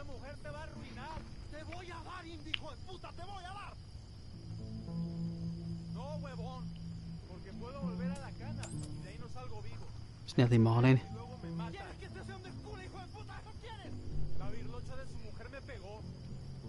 I'm pretty peckish though.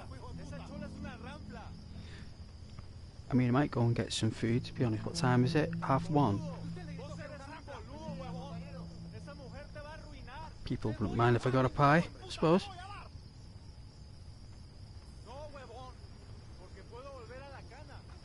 And thank you so much if anyone's watching. I just thought I'd give you my, well, every now and then I explain what happens at a time and products and how it reflects everything. It's like my experience. You know, it's not like I'm saying that's how it was everywhere for the world or for the country as a demographic. But what I'm saying is that that's what I saw firsthand in the moment when light came from the sun and entered the planet and went back into my eye. That's what I saw. And it was, I tell you, some people you couldn't even cross. Some people used to come in pubs screaming. Some people used to just come in screaming, top of the voice there, like, give me a drink. Like one time, I couldn't believe it, right? There was one time, there was this bar lady. She must have been 5'2", 5'3", right? And these guys came in loud, and they must have been like, I mean, they weren't small, like, they weren't little or small. These were quite, like, normal average sized dudes. And I remember, like, they started acting all funny, like, this barmaid threw him out herself, like, with her bare hands. Her name, I remember her name was Claire. Her name was Claire, right? Can't remember her surname, but she had like a black hair with a plait at the back there, and like for someone like that, she grabbed him, she threw him out, and she pushed the other guy, like she pushed him where he actually went like that. know, like when you get pushed in the back and you kind of flop a bit, like that out the doors. But it's just how she manoeuvred it. I was like, jeez. Like for someone who's like 5'2", like you don't expect that from like.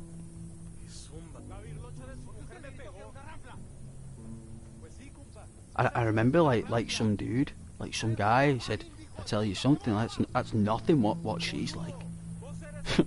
You gotta see her when she loses her temper. I was like, no thank you. I don't want to see her when she's lost her temper.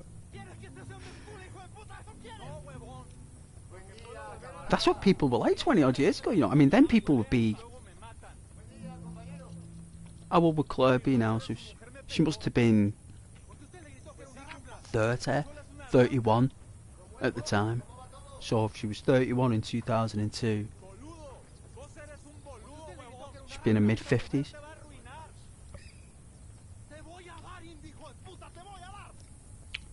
And she can say that like 20 years before, she was like throwing guys out of her own pub with her bare hands. She was the bouncer. She didn't need a bouncer, she said. She used to just say she wanted lovely people in her pub. She didn't want people like that. She just wanted sweet, lovely people. Where she didn't need to do that. You know. And then I learned like later she was like in the military. I was like, oh, alright. So that's why she's like that then. Because she was in the military for like 10 years. No wonder she's a machine. Like, she's in the military for 10 years. Like she's gonna know exactly how to dismantle a situation. But she was like beautiful though. Like she didn't look like Joel from The Last of Us. She was just like a normal, feminine, basic woman. But she was military trained. So because she was military trained, she was a machine, despite what she looked. Because that's the secret of the British military. The power is in the person, not in the appearance of what you see. The power is what you don't see, not what you do see. You know, that's how the British won World War II. That and suppressive fire.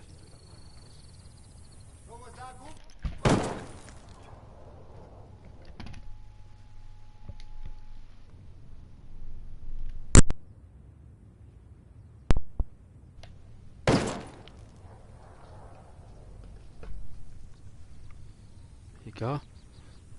That would be a controller glitch. But yeah, suppressive fire. I'm gonna have to get some food shortly. It's a really hot day out there, you know. That is scorching. I've even put my my bonsai tree out.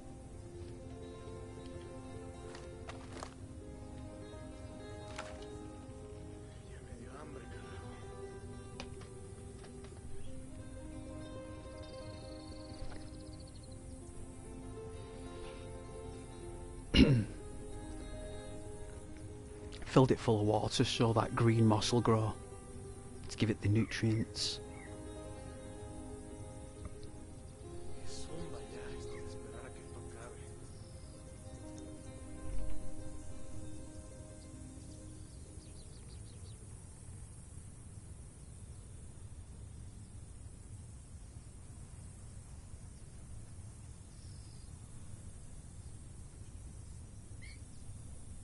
Que se vienen los plomazos de Nesa, cabrón.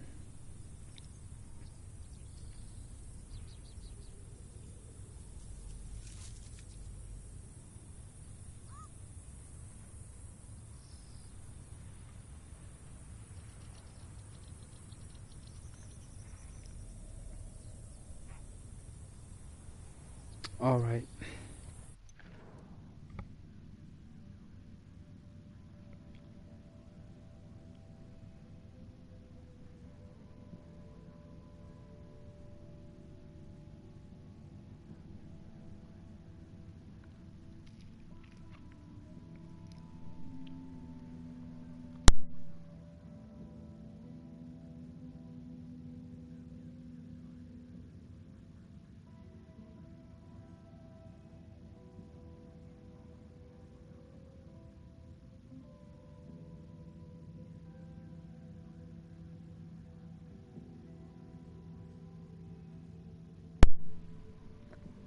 suppose I can take a break. I used to do 2 streams back in the day anyway. In spring. Well, early summer. Late spring. I always used to do a stream early in the day till about 3 or 5. And then I'd have a break for an hour or 2 and then do another one. Like DayZ or something. God, that was weird. It's funny how our habits change. Really funny.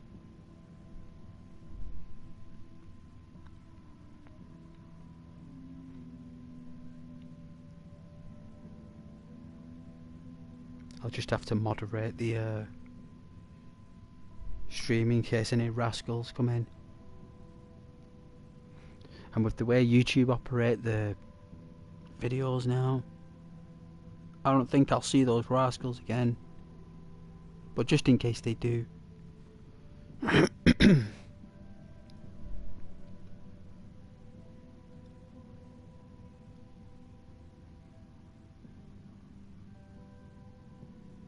They do appear.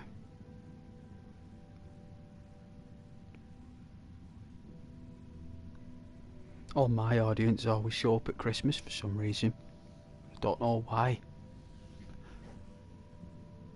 But because they're all off work.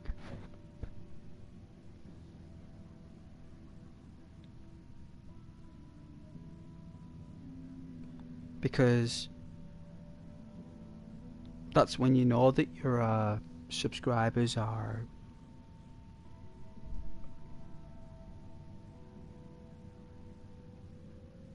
there. It's always like seasonal events that you see them when you least expect it.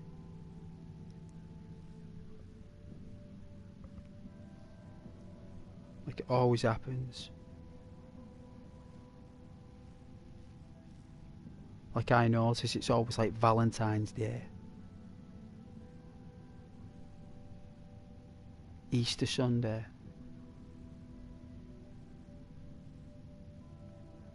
summer break. You know, the weekend of summer break. But then after that it's quiet. It's like, but like these little moments where my channel might get like these little enterprises. You can't control it.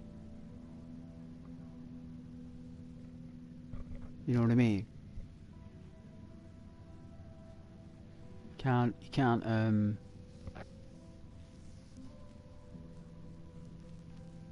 do anything about it.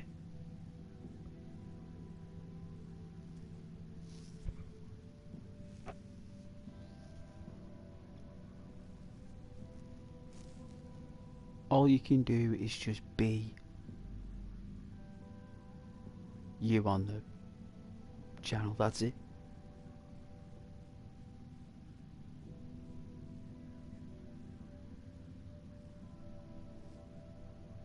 And I would say 1% or 2% might watch. And then what they want you to do is that 1% they want you to turn into 2%, and that 2% they want you to turn into 4%, and 4 into 8. That is the process the computer system wants you to do. But there's a catch. There's a catch. You're expected to do it without any reach. Does that make sense? So you're supposed to do it without a reach, or without visibility. So you're expected to pull in these numbers for the system, not for yourself.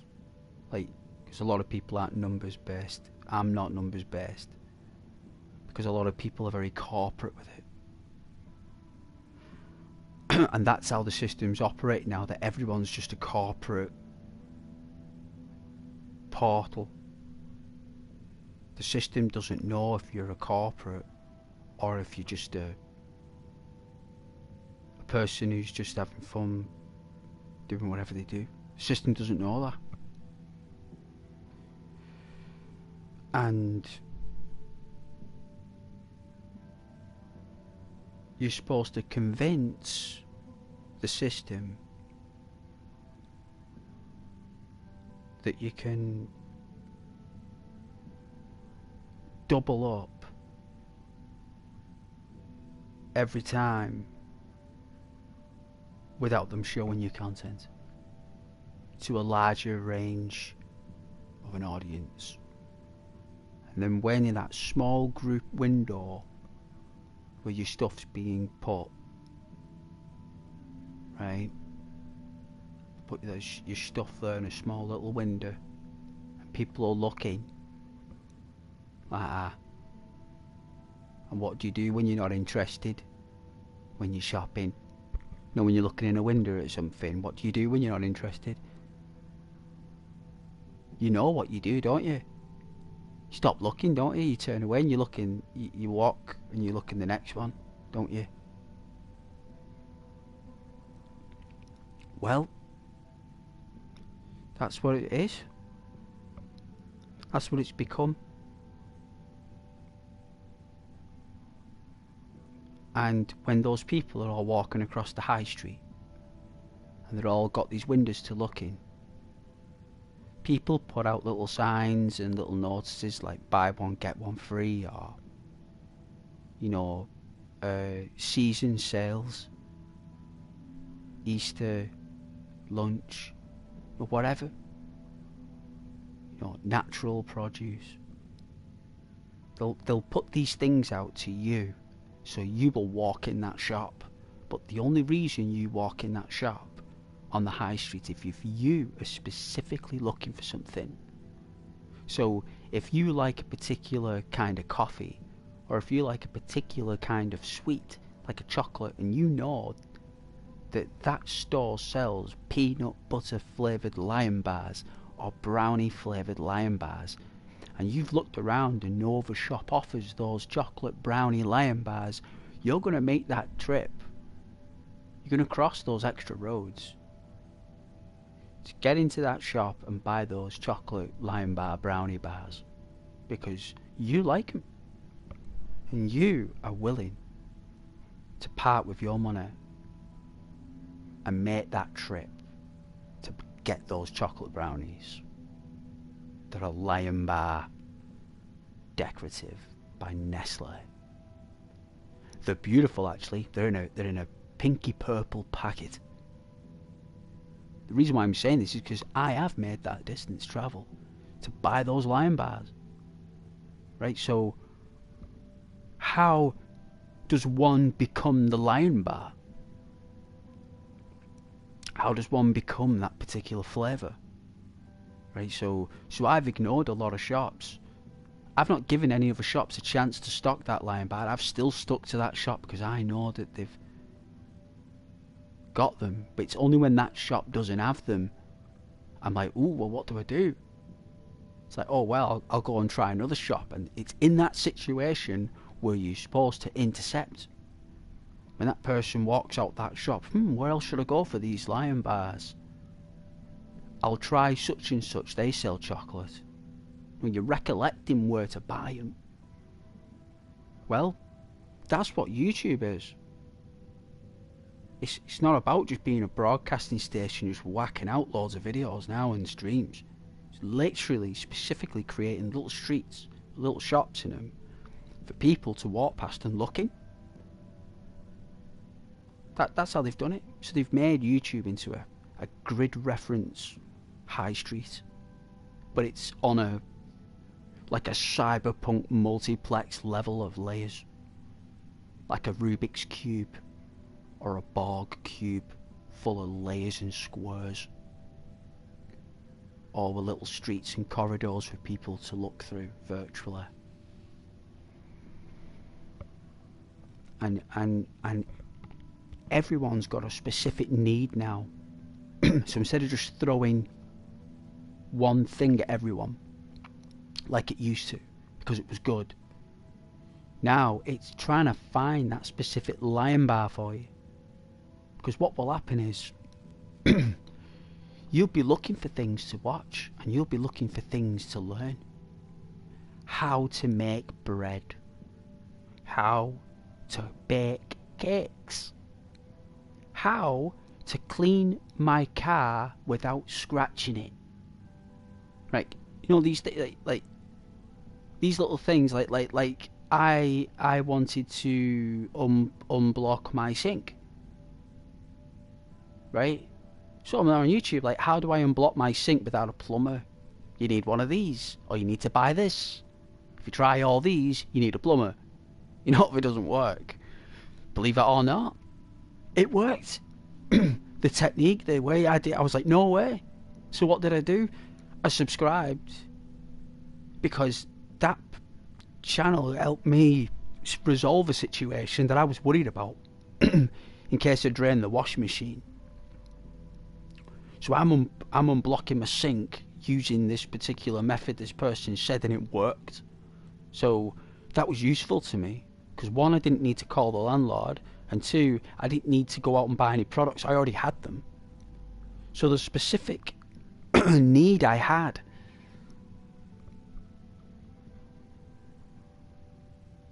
The only thing is, I don't need that all the time.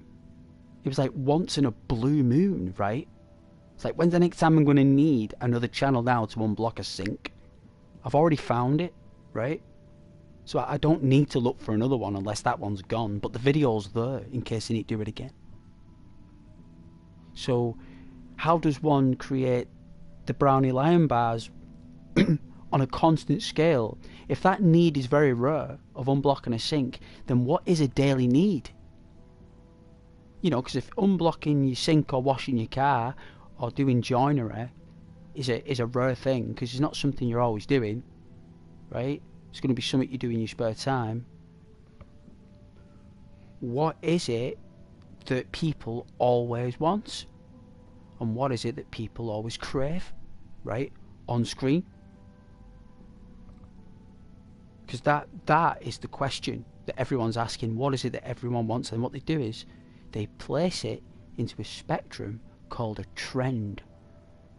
And all that is, it's a category based element where it gives you, the viewer or the content creator, an envision of what may or may not work. Because at the moment, that is what's working. You can either follow that, or you can stick to what you do until your thing that you do becomes that trend up there, without you even trying. Because that's the idea. It's when you become the trend without even knowing it. And it's when everything you've made now relates to everyone's searches authentically, you'll be up as a trend. And that's what everyone's aiming for. But the idea is not to be or chase a trend. It's to become one. And to be able to let it go when it fades. Because when your trend that you are begins to fade, people normally panic or react or do something to try and keep it. When what you're supposed to do is let it go with grace. I was at a time what everyone possibly needed. Now I am not needed. But you still stick to what you do. You don't change to try and catch that again. The idea is to stick to what you believe is your chocolate lion bar brownies, because it's what you love doing, and one day someone will need or want what you're doing, whether it's anything small or large. The fact is that people want it daily or weekly or monthly or yearly, and unfortunately it doesn't work like that anymore. It doesn't. And you have to let them go. You have to let it go, because that's the most powerful response you could ever have to anything that happens on these things, because we're human and we make errors and we make miracles. It goes either way. But the idea is to let it go. And that's the hardest thing to do. Because everyone has the time in the sun, you know. Everyone does.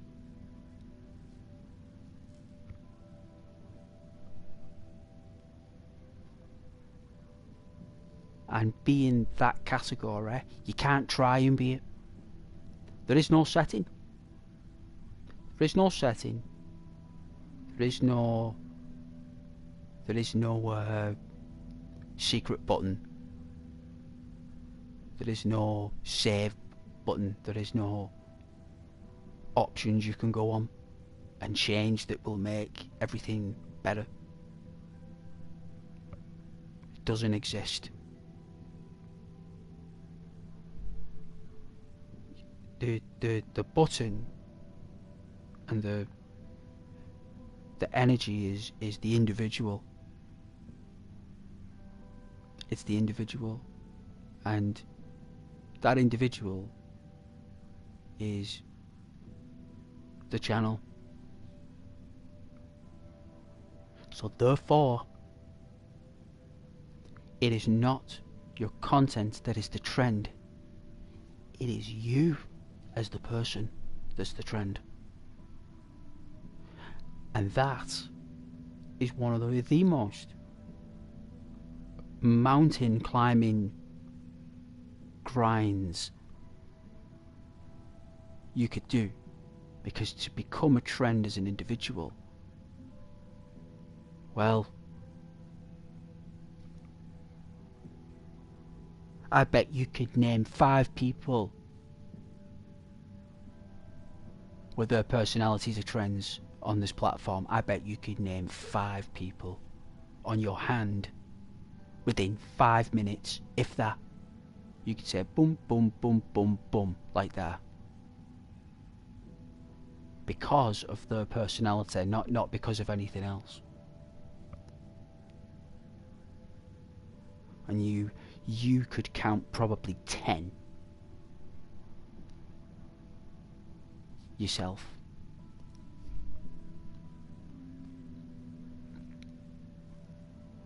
And that's what it wants.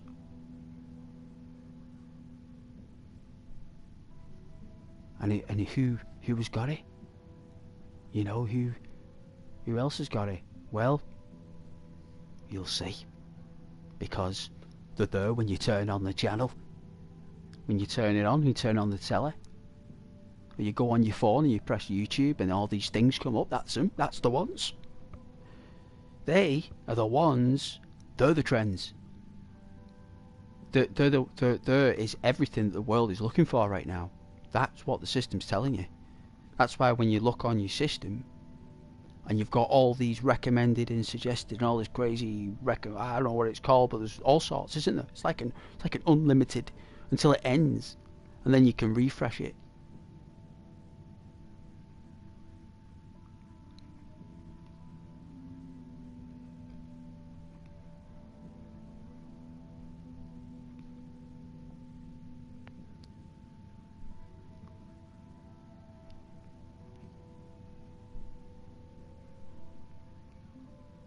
So it's like if the system thinks, okay, I'll show that video to 100 people, it'll do. You know, if you're, say someone's got 60 subscribers, right? 60. They've done 2 videos, and they've just made another one, right? YouTube will show that video to 100 people. Just that 100 people, no one else. It won't show it to the entire globe. Set 100 people that it's chosen uniquely for you.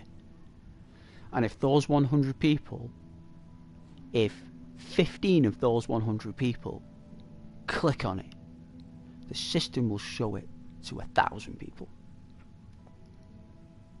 Right?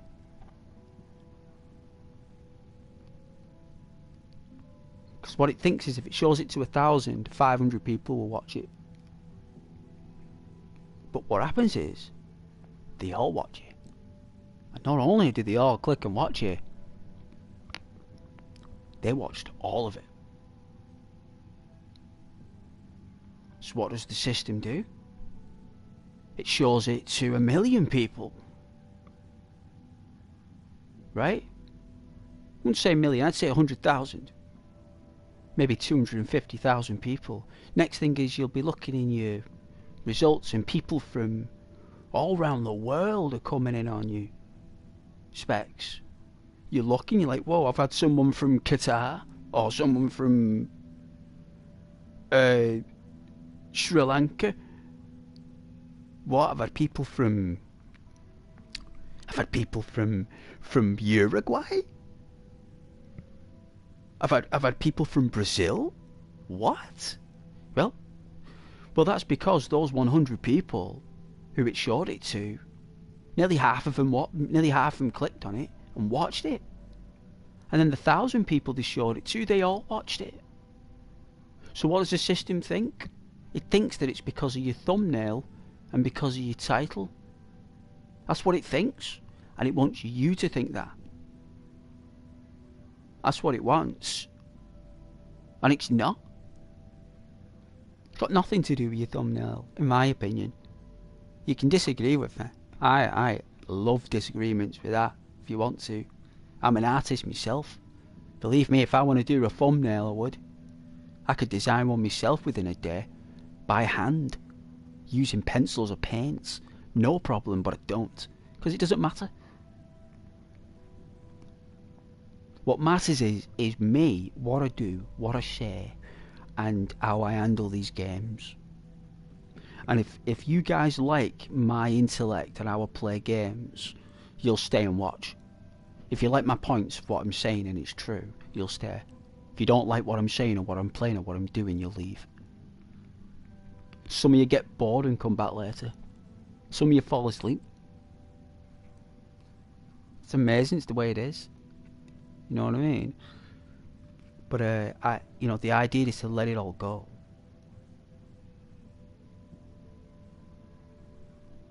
And no one can, because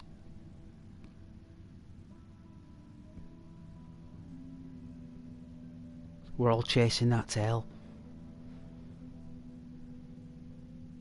You know, and it's all about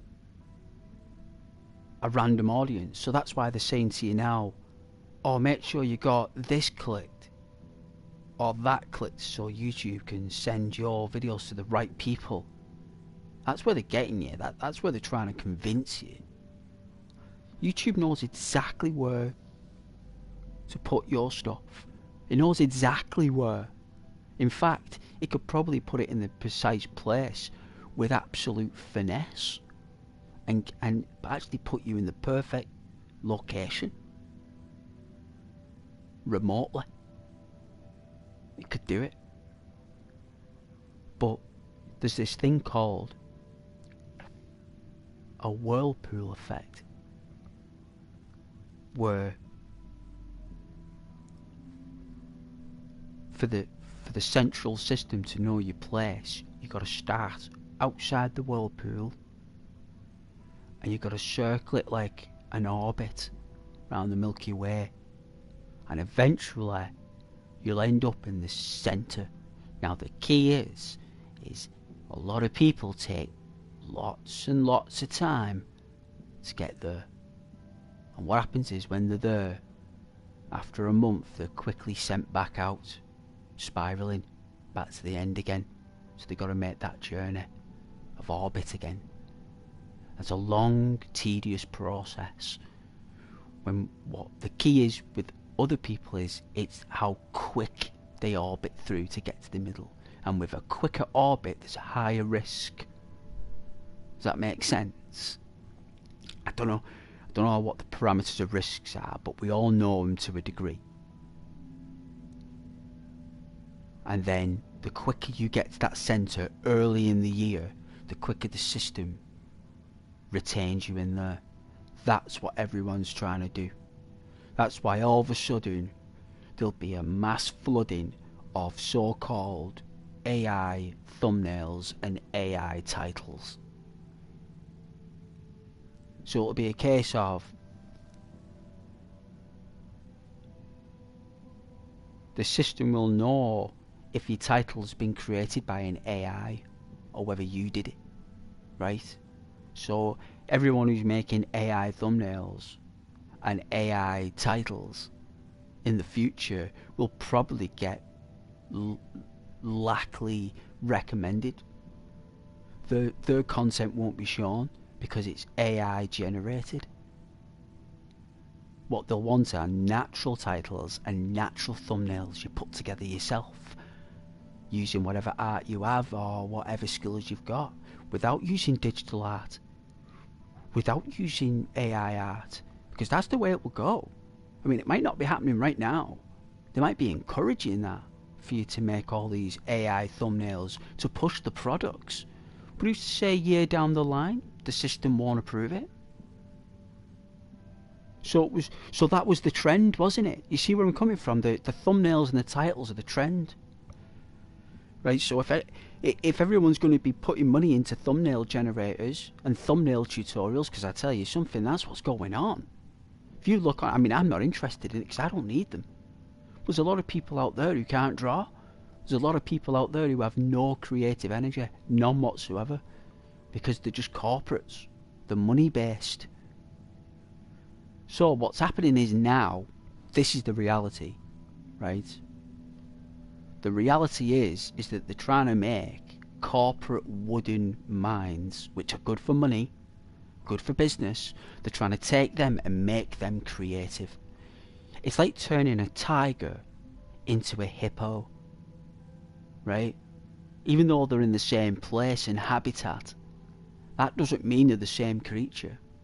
But how do you turn a tiger into a hippo and a hippo into a tiger? Well, you can't.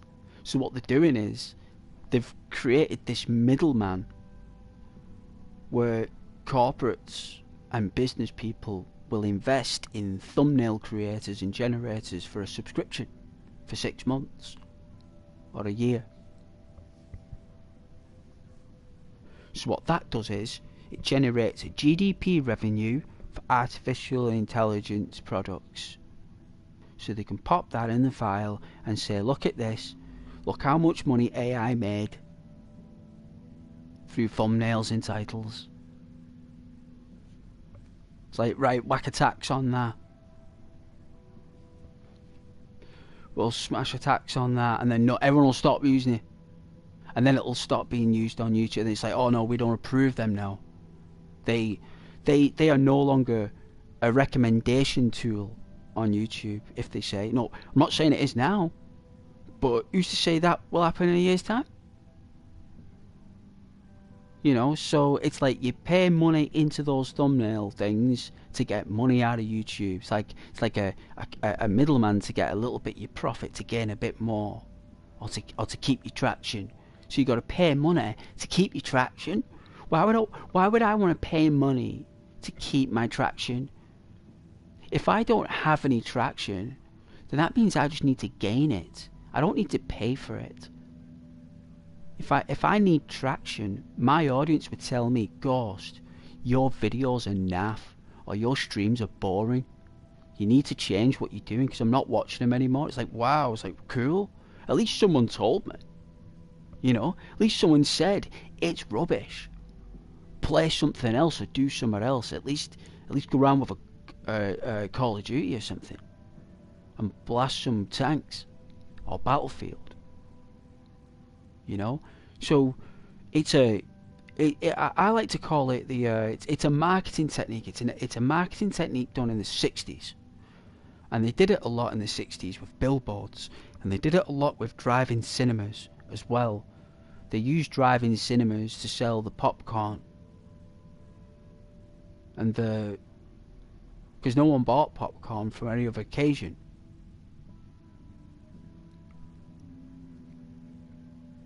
So it's a very simple process, you know.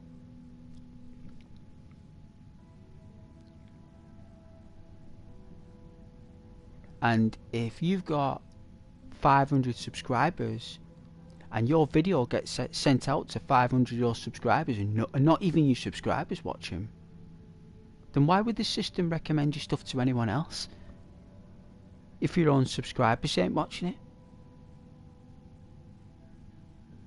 you know what I'm saying? It's like, what's the point? And that's what they've done now, basically. So if you're a small channel where your subscribers rarely watch you, they only watch you when they're feeling charitable, which is 99% the reason why they watch you. The 1%, there is a 1% that will watch you because they like what you do.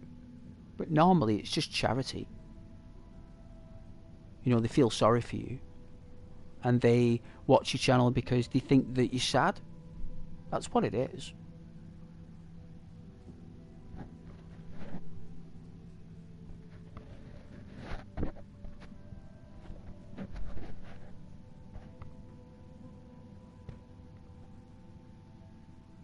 You know, and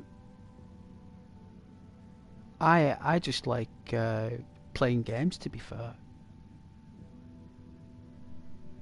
I'm not here to try and mesmerise you. I'm not here trying to captivate you or to get you all wild and all wired. I'm not even here to help you guys sleep when I'm doing it. I'm just doing it because it's just what I enjoy doing. That's why. There's no underlying plan. There's no secret mission. It's just a guy who just loves what he's doing. It's kind of like when you go out and mow your lawn, and you look out and it looks like your grass is getting longer. Well, you go out and you mow the lawn, don't you? You know, only this grass gets long overnight. I'm constantly mowing a lawn. You know? That's how it is. And what you want it to be now is to not cut your grass every day. They want it to grow. It's like a natural overgrowth of your content. You know? It becomes like this meadow. How about the people who've done like 5,000 videos? How in the Lord's name is the system going to categorise 5,000 videos for one channel? It's going to take about a year. No, hang on. 3, 6, 9, 12. It's going to take 3 years. Isn't it?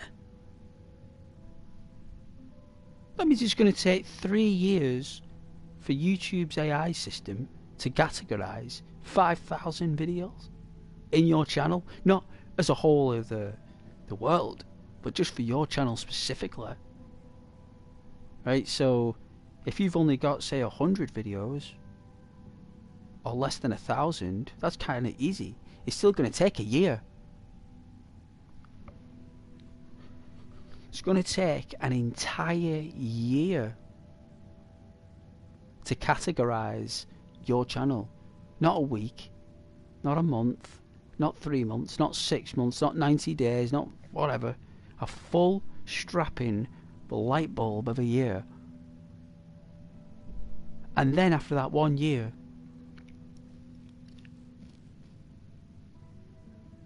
you have to stick what you've been doing. Because if you change it, what you're doing, that's not going to work.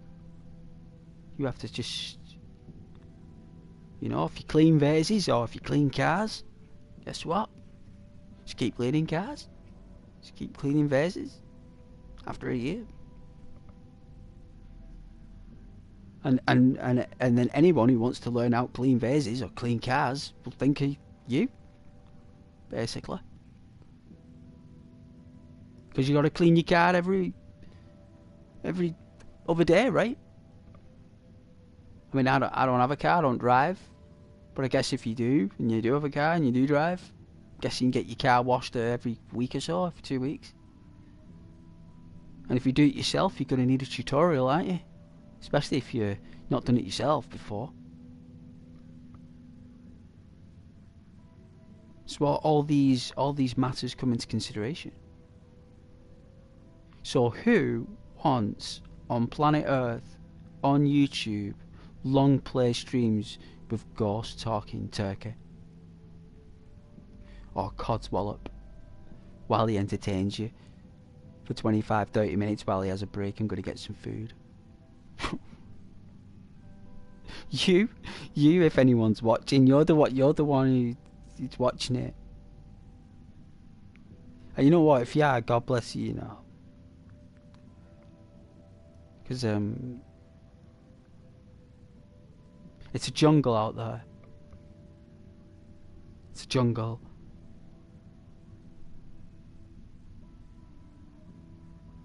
Yeah, so there's no setting, okay?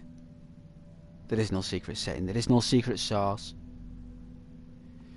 There is no secret weapon. All there are trends.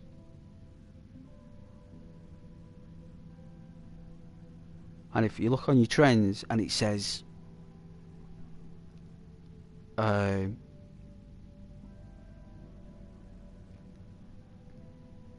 Finding Nemo,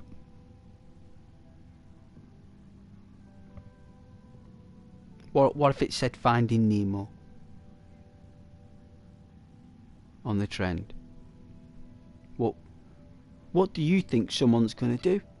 For example, if it said Finding Nemo, well, you know what you do? You make a video about Captain Nemo from the novel, don't you? You make a video about Captain Nemo. Because if Finding Nemo is a trend and you don't know anything about Finding Nemo and everyone else is talking about Finding Nemo, but if you type in Captain Nemo, he was an inventor, right? Captain Nemo is a fictional inventor. He basically had the car like 150 years before it was invented in the comics. He's an Extraordinary Gentleman series. He's kind of immortal. He's like a submarine. There's Captain Nemo. Right? But he's got nothing to do with Finding Nemo, does it? No, but if you put in Captain Nemo, that'll get recommended because it says Nemo. And the trend at the minute is Finding Nemo, not Captain Nemo. But your video will get pushed forward because it's about Nemo. But Captain Nemo.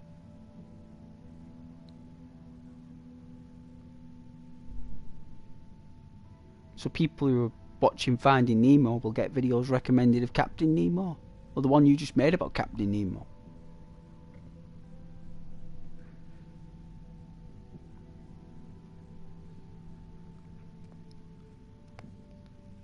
That's a hijack trend. That's what that's called. It's a hijack trend. It's like in school when you used to draw over someone's posters. So if someone put a poster up about, you know, we're voting for this or we're doing that, and they put a picture of someone on there, vote what's its name, and you draw a moustache on that person with an eye patch and black teeth, that's a hijack. You are hijacking, for example, someone's content. Someone's created content to explore their visibility around the premises, to broadcast their work and what they're going to do good. But yet people are drawing funny faces on it. They're making fun of the content, aren't they? Well, that exists today. It's hijacking content trends. There are other ways you can do it as well, drawing the nasty faces and stuff. I'm just giving you a basic concept of how the system works. And it's as simple as putting funny faces on someone's picture, drawing all sorts of stuff. But instead of just people doing it now, the YouTube system can draw a picture of you now that you put up. The YouTube system draws a picture of you with a moustache and black teeth or silly eyes. So you've got it from both sides now. You're getting criticised from both ends. Not only getting criticised with your poster in the premises, you're getting criticised about the poster when you go home. So when you go home to your own place, you're still getting criticised. you understand? That's where it's got to. And I bet there is not one person out there on this planet agrees with that. I bet there's not one. I bet the only people that agree with that project are the people who work at the office who made it.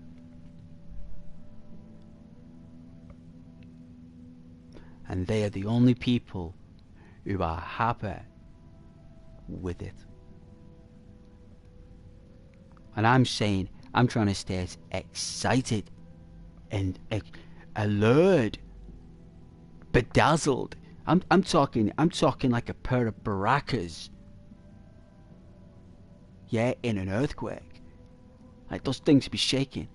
Like that's how they're rocking this tune. You know, and it's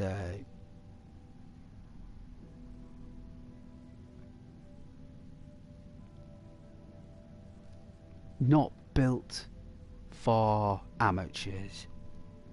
I tell you that. So either convincing you to do the thumbnails and the titles to not be an amateur, you're proving that you're a professional with your thumbnails, and that's got nothing to do with it. I'm sorry, it doesn't. If a system generates your potential over a title and a little bit of picture, I don't know. I mean, if that's the case, then that means if I do a nice little title on an email with a nice little picture I draw, that I won't have to pay any bills again. Is that what it's saying? So if I do a lovely title on my letter to the leader and the boss of bosses, with a nice picture of a landscape or that expresses my intentions, they're gonna authorize that Ghost doesn't have to pay any bills again just because of my title and the painting I gave him. Really, you think a massive system enterprise is gonna, you know? Can you imagine Oscorp or Otto Octavius Industries having Ghost walk in and say to Dr. Octopus, "Here's my letter and here's my painting. I don't have to pay any bills again." I'd like to see what Doc Ock could say, or Norman Osborn, how they'd respond to Ghost requesting just because my letter's really good and my painting is the best, that I can now be recommended.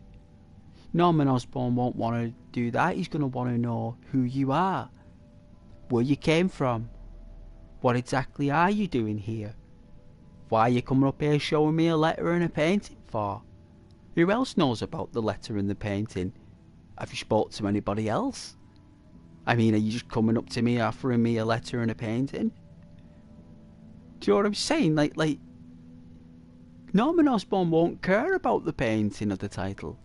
Norman Osborn is going to care about how he'll profit from you, what he'll gain from you, not what he can give you. Norman Osborn, the Green Goblin and Norman Osborn aren't going to say, "Oh, let's make him a cup of tea. He's had a rough day." Is it? Norman Osborn ain't Willem Dafoe. Norman Osborn ain't going to do that. The Green Goblin, he's just going to throw me out. So there's a scenario for you. If Norman Osborn, or I mean, I don't want to use official figures. No, that's quite rude. No, but you can imagine who the most wealthiest people are. Imagine me going up to them with a letter and a picture and saying, "Hire me." What are they going to say? No. So what's to say that YouTube are going to take you on just because you've done a nice letter and a nice picture? Wait, what, you're telling me that YouTube's going to bypass the human connection and the human anatomy over a picture and a title? Really? That's the truth? Like, I don't think so, guys. Like, I think it goes deeper than that. Like, it must do. It has to. It goes beyond that. It's like when you go for a job. No, you got to show up. You can't get a job by just being on the phone. You got to show up. You got to show up and you got to talk the talk. And you got to walk the walk. And not only that, you got to prove it. You got to prove it with a track record. Not only have you got to prove it, you have to promise that you're going to excel from that. And how do you do that? By giving the person real life examples and real life experiences. And if someone hasn't got any experience in that particular field, you give them an example of what experience you have with whatever it is that you love doing as an example, right? It's like, oh no, I've never worked before, but I have been responsible for this, or I have looked after my grandma, or I've looked after, you know, I go around the community delivering cakes to the homeless. Like, it's something, right? You know? But you have still got to explain that. The person isn't going to assume that you do that. You have to say it. And write it down. So you've got to write it down. You've got to say it. And then, not only that, you've got to prove it. And then you've got to promise it. It's a massive thing. So if that's what you've got to do, just to be invested in, and that's a human being doing it. And if an artificial intelligence system is programmed to operate as if a human would be looking at it but doesn't have to physically do it, then I can't see any physical person accepting me as an employee just because I did a nice painting and a nice letter. There's going to have to be a lot more involved for me to get that role. And that is what this is operating in. It's too much energy, isn't it? Have you noticed how many people have just stopped doing it? Because you have to work 2-3 times as hard to do it. That's the reality. That means that not only have you got to stream for shorter amounts of time, but you've got to deliver more compelling and exciting things in a shorter bracket. What are we, Steven Spielbergs? Are we all George Lucas or something? Like is everyone expected to be the next? Is it David Fincher? Harold Ramis? You know, are we all getting a scorecard as if we're a Hollywood director? We're all just amateurs. Really, just amateurs in a professional universe. You know, and you can either get upset by it and fight it, where you argue and complain and whine, or you can accept it, which is what we all had to do. We all had to accept it, which, you know, I have. You know, you just accept that you got to start over, and you got those who give up. You know, and you'll have those that persevere and maintain because they've got the standing and the content and the energy to elevate it. That takes a lot of energy, so God bless those who did that. It takes a lot of effort and profound energy to excel in that area. So well done to them who did. You know, well done, and God bless those, yeah.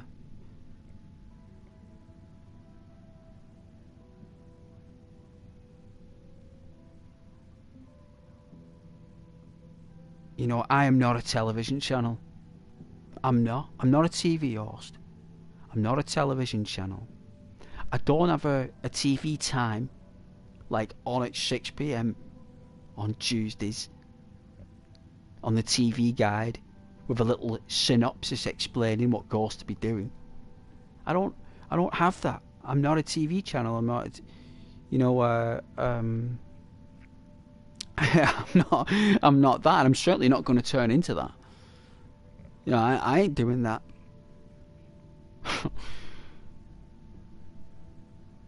The thing is, I can't do it because I'm on PlayStation. So all the things that they want me to do, I can't do it anyway. I even explained, even said, like, it's like most of the things you're asking me to do here to improve things, I can't even do. Because the console, it can only do one thing. They're like, oh, you're on a PlayStation. Oh, right. Oh, well, I'm sorry. Okay. You're sorry, that's great. No worries. You know, I'll just accept that, like, I can't do those things. It's like, yeah, you just keep doing what you love doing, you know. Alright. I will. I will.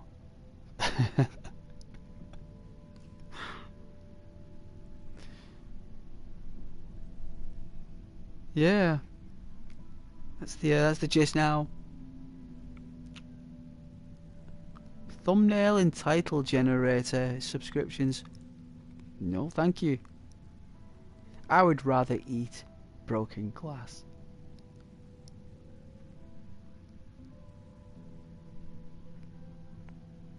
And no one would ever do that.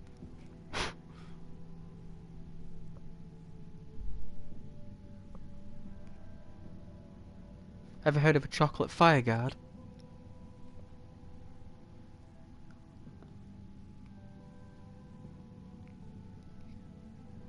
I've heard of a chocolate fire guard.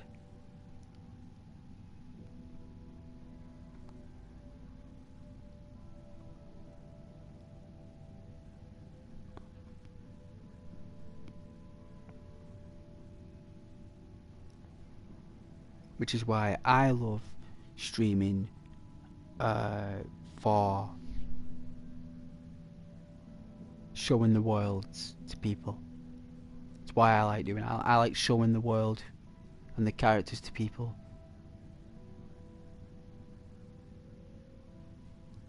And low response reaction times.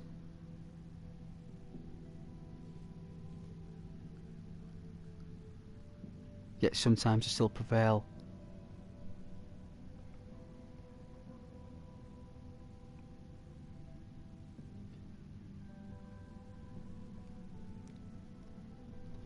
I really like my community. Me, they're only small, but they say hello. You know, people have got things to do. People have got lives of their own that they live. Not everyone's on YouTube all the time watching videos. People are with family, friends, with their pets. You've got to respect people's choices and respect people's space. You know?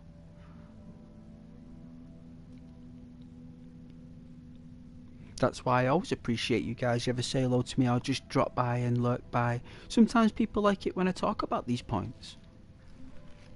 I always do for spring and summer. You know that's the content for spring and summer, our points and logics. You know that. Remember, last year it was 3i Atlas, remember? And the sales pitches from NASA. You know, and the business women, like Kim Kardashian and Britney Spears and all that. All the business models I went through. Remember, we must have listed about 15 of them. It was like 15 to 25 business models from these women. It was phenomenal. It was the biggest money-making formula I've ever seen. These women are really smart. Especially the ones that are got the brands, haven't they? Like Kim Kardashian and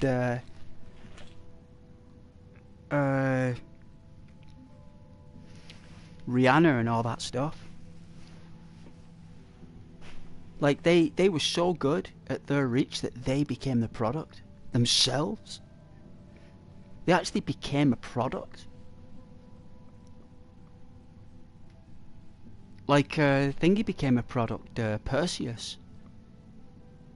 And Achilles. These became products. I mean, not in the same essence as what we know products today, but they did become products in ancient times. Like these figures were looked up upon in ancient times. They were the YouTubers of the day. The Greek gods, Zeus, he was the YouTuber with the most views. He had the most worshippers, Zeus. He had the most. Then Aphrodite was close second, wasn't she? Because she's about love. So a lot of women worshipped Aphrodite because she was about love. Or it could be Venus. No, Venus and Aphrodite are the same. So that's why Zeus and Venus or Aphrodite were always at arguing, weren't they?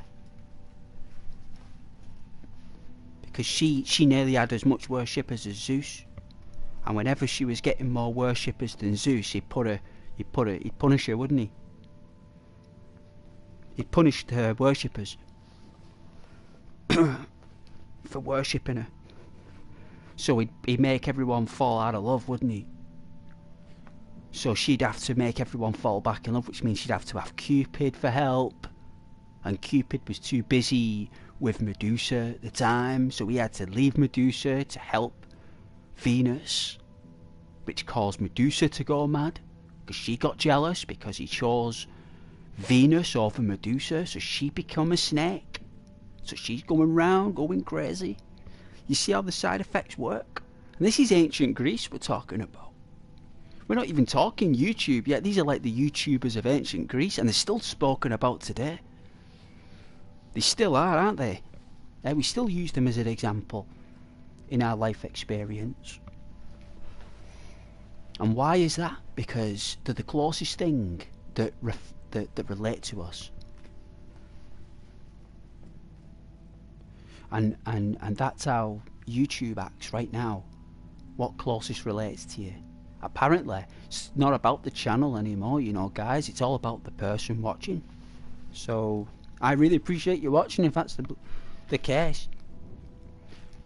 But yeah, I've always been a fond believer of that ancient Greece stuff as YouTubers. It's like imagine Zeus as a YouTuber right now. How many followers would he have if he went live? How about Thor? I bet Thor would be a close second, right? I bet if Thor... I wonder if all the Avengers had their own channels as that character, as a channel. Imagine that.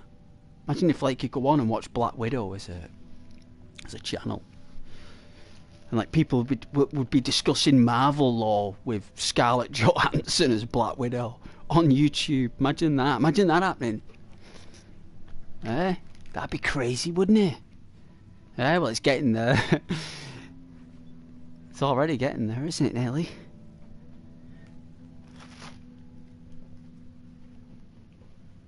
But yeah. And I bet people would rather follow Black Widow from the Avengers than rather Scarlett Johansson herself, as a person, as an actress. I bet people would be more obsessed being on Black Widow's channel than actually the person who plays her.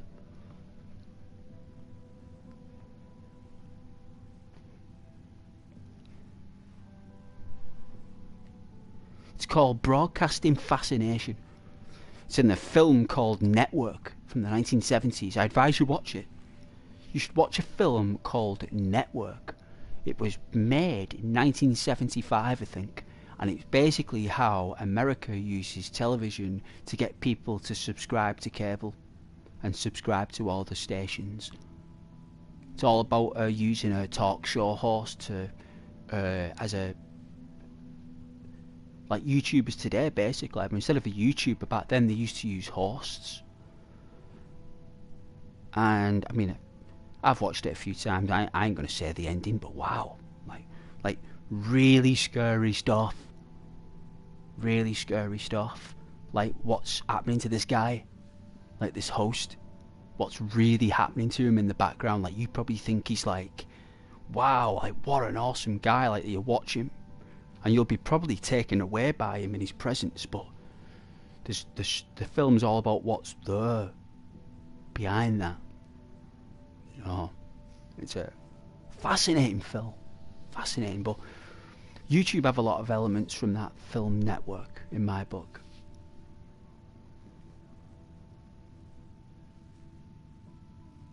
No, but I'm just gonna go to the bathroom, so I won't be long here.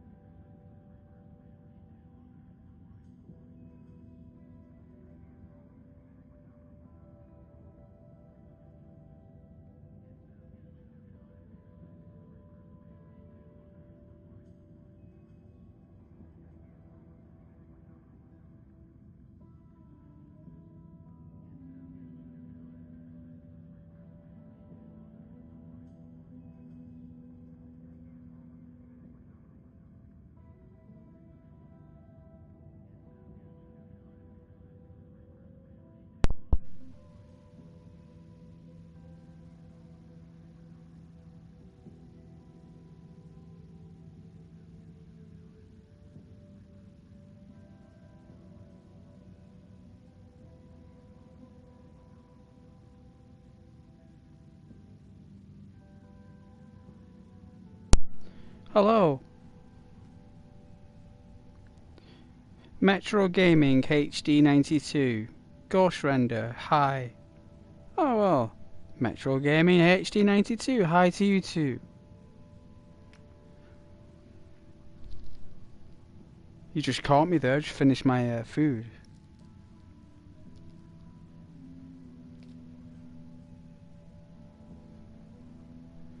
It's a pleasure. Didn't know anyone was watching. Matter of fact, who cares? Who cares?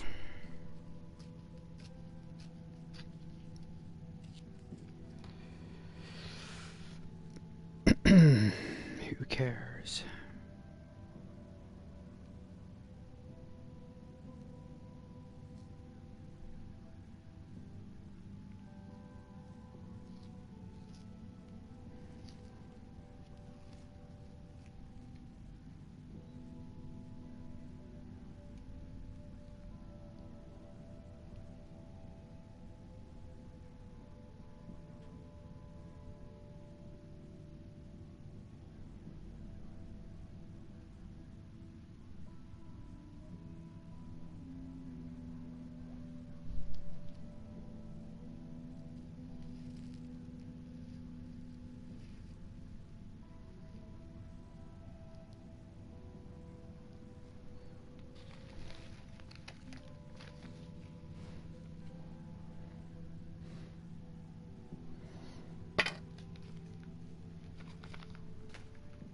All right.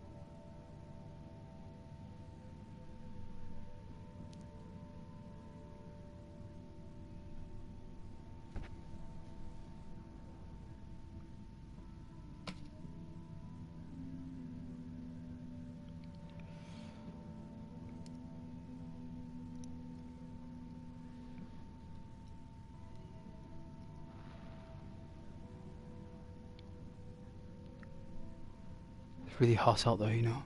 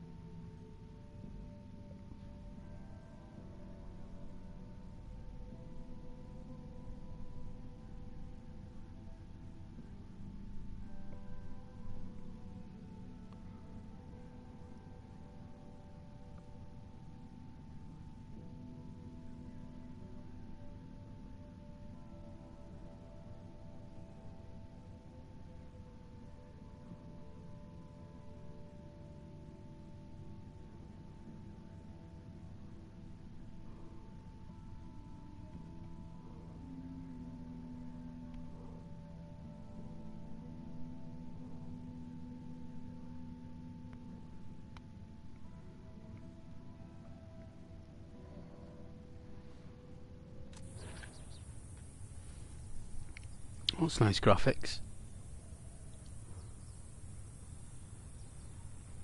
Would you look at that? Ojalá esta noche me toque cama, carajo.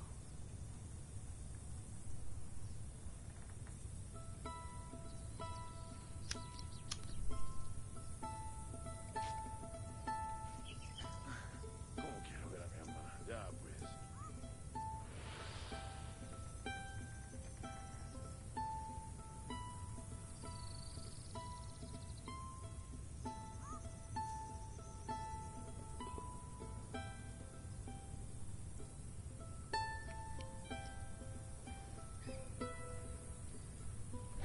No habrá recibido la hijita.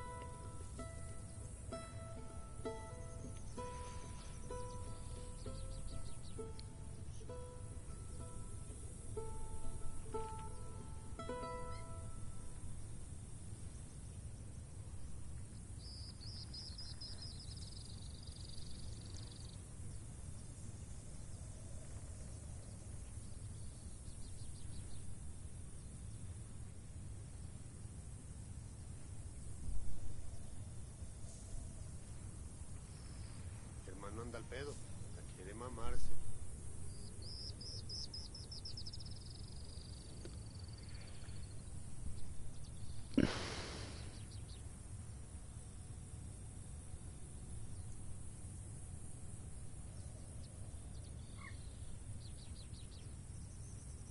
Es zumba ya esto de esperar a que esto acabe.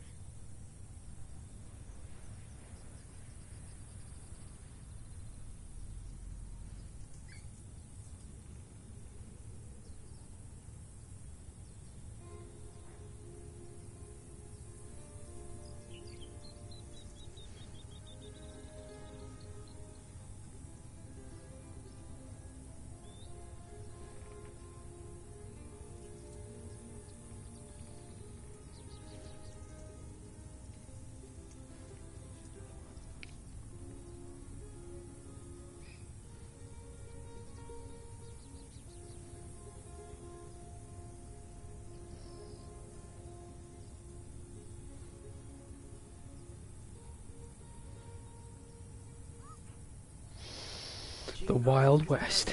Jefecita.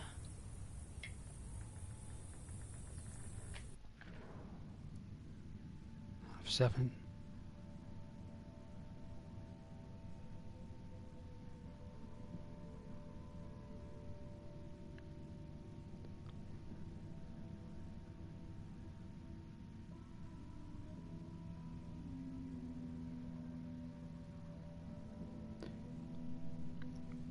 Okay, let's get a drink. I think I've streamed too long. I don't know, I might stream another hour. See how I feel. Let's get this drink and I'll be back.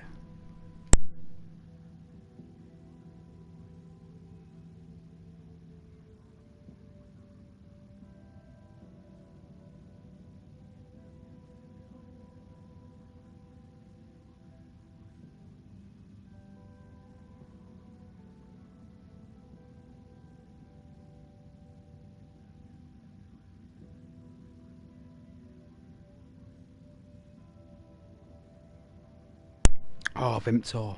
Oh. Oh, it's the nicest.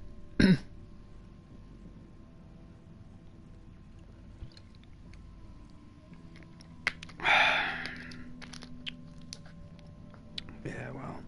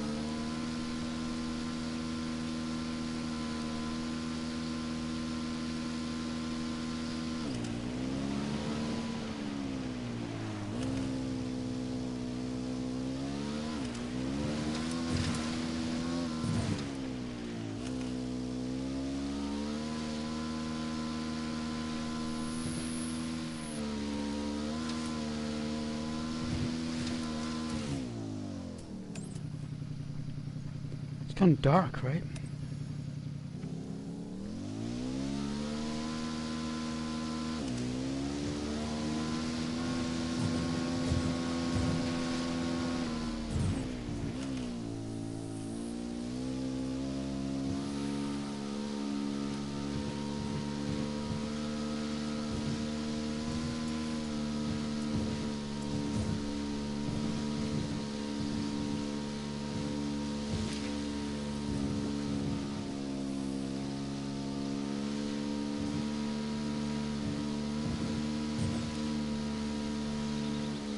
Didn't expect a dam this big out here. Yeah, the locals use it for irrigation. Seems like overkill. I reckon somebody was optimistic about agriculture in Bolivia.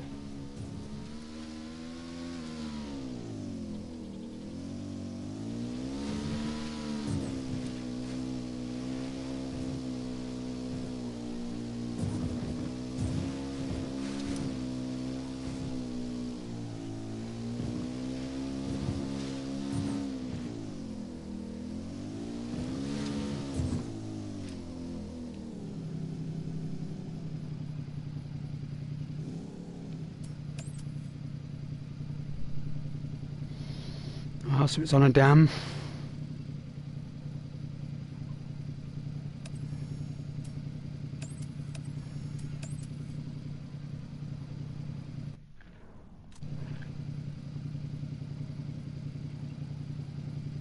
See if this fog lifts.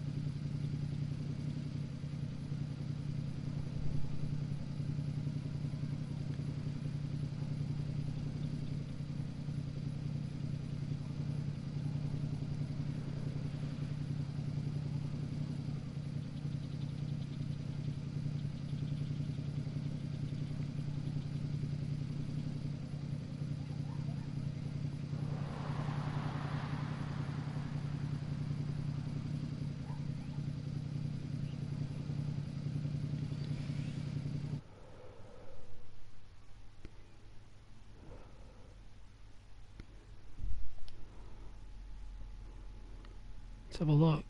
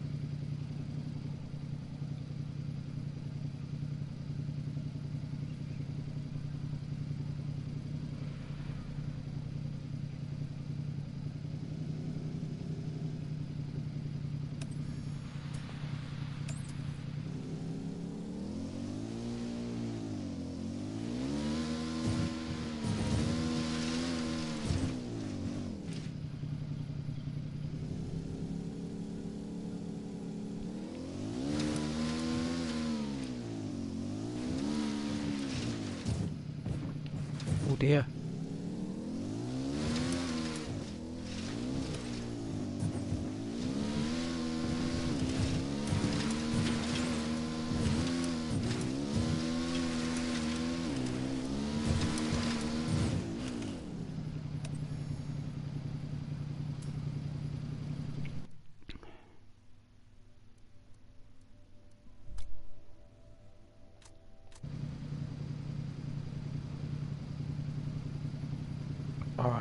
Send it there.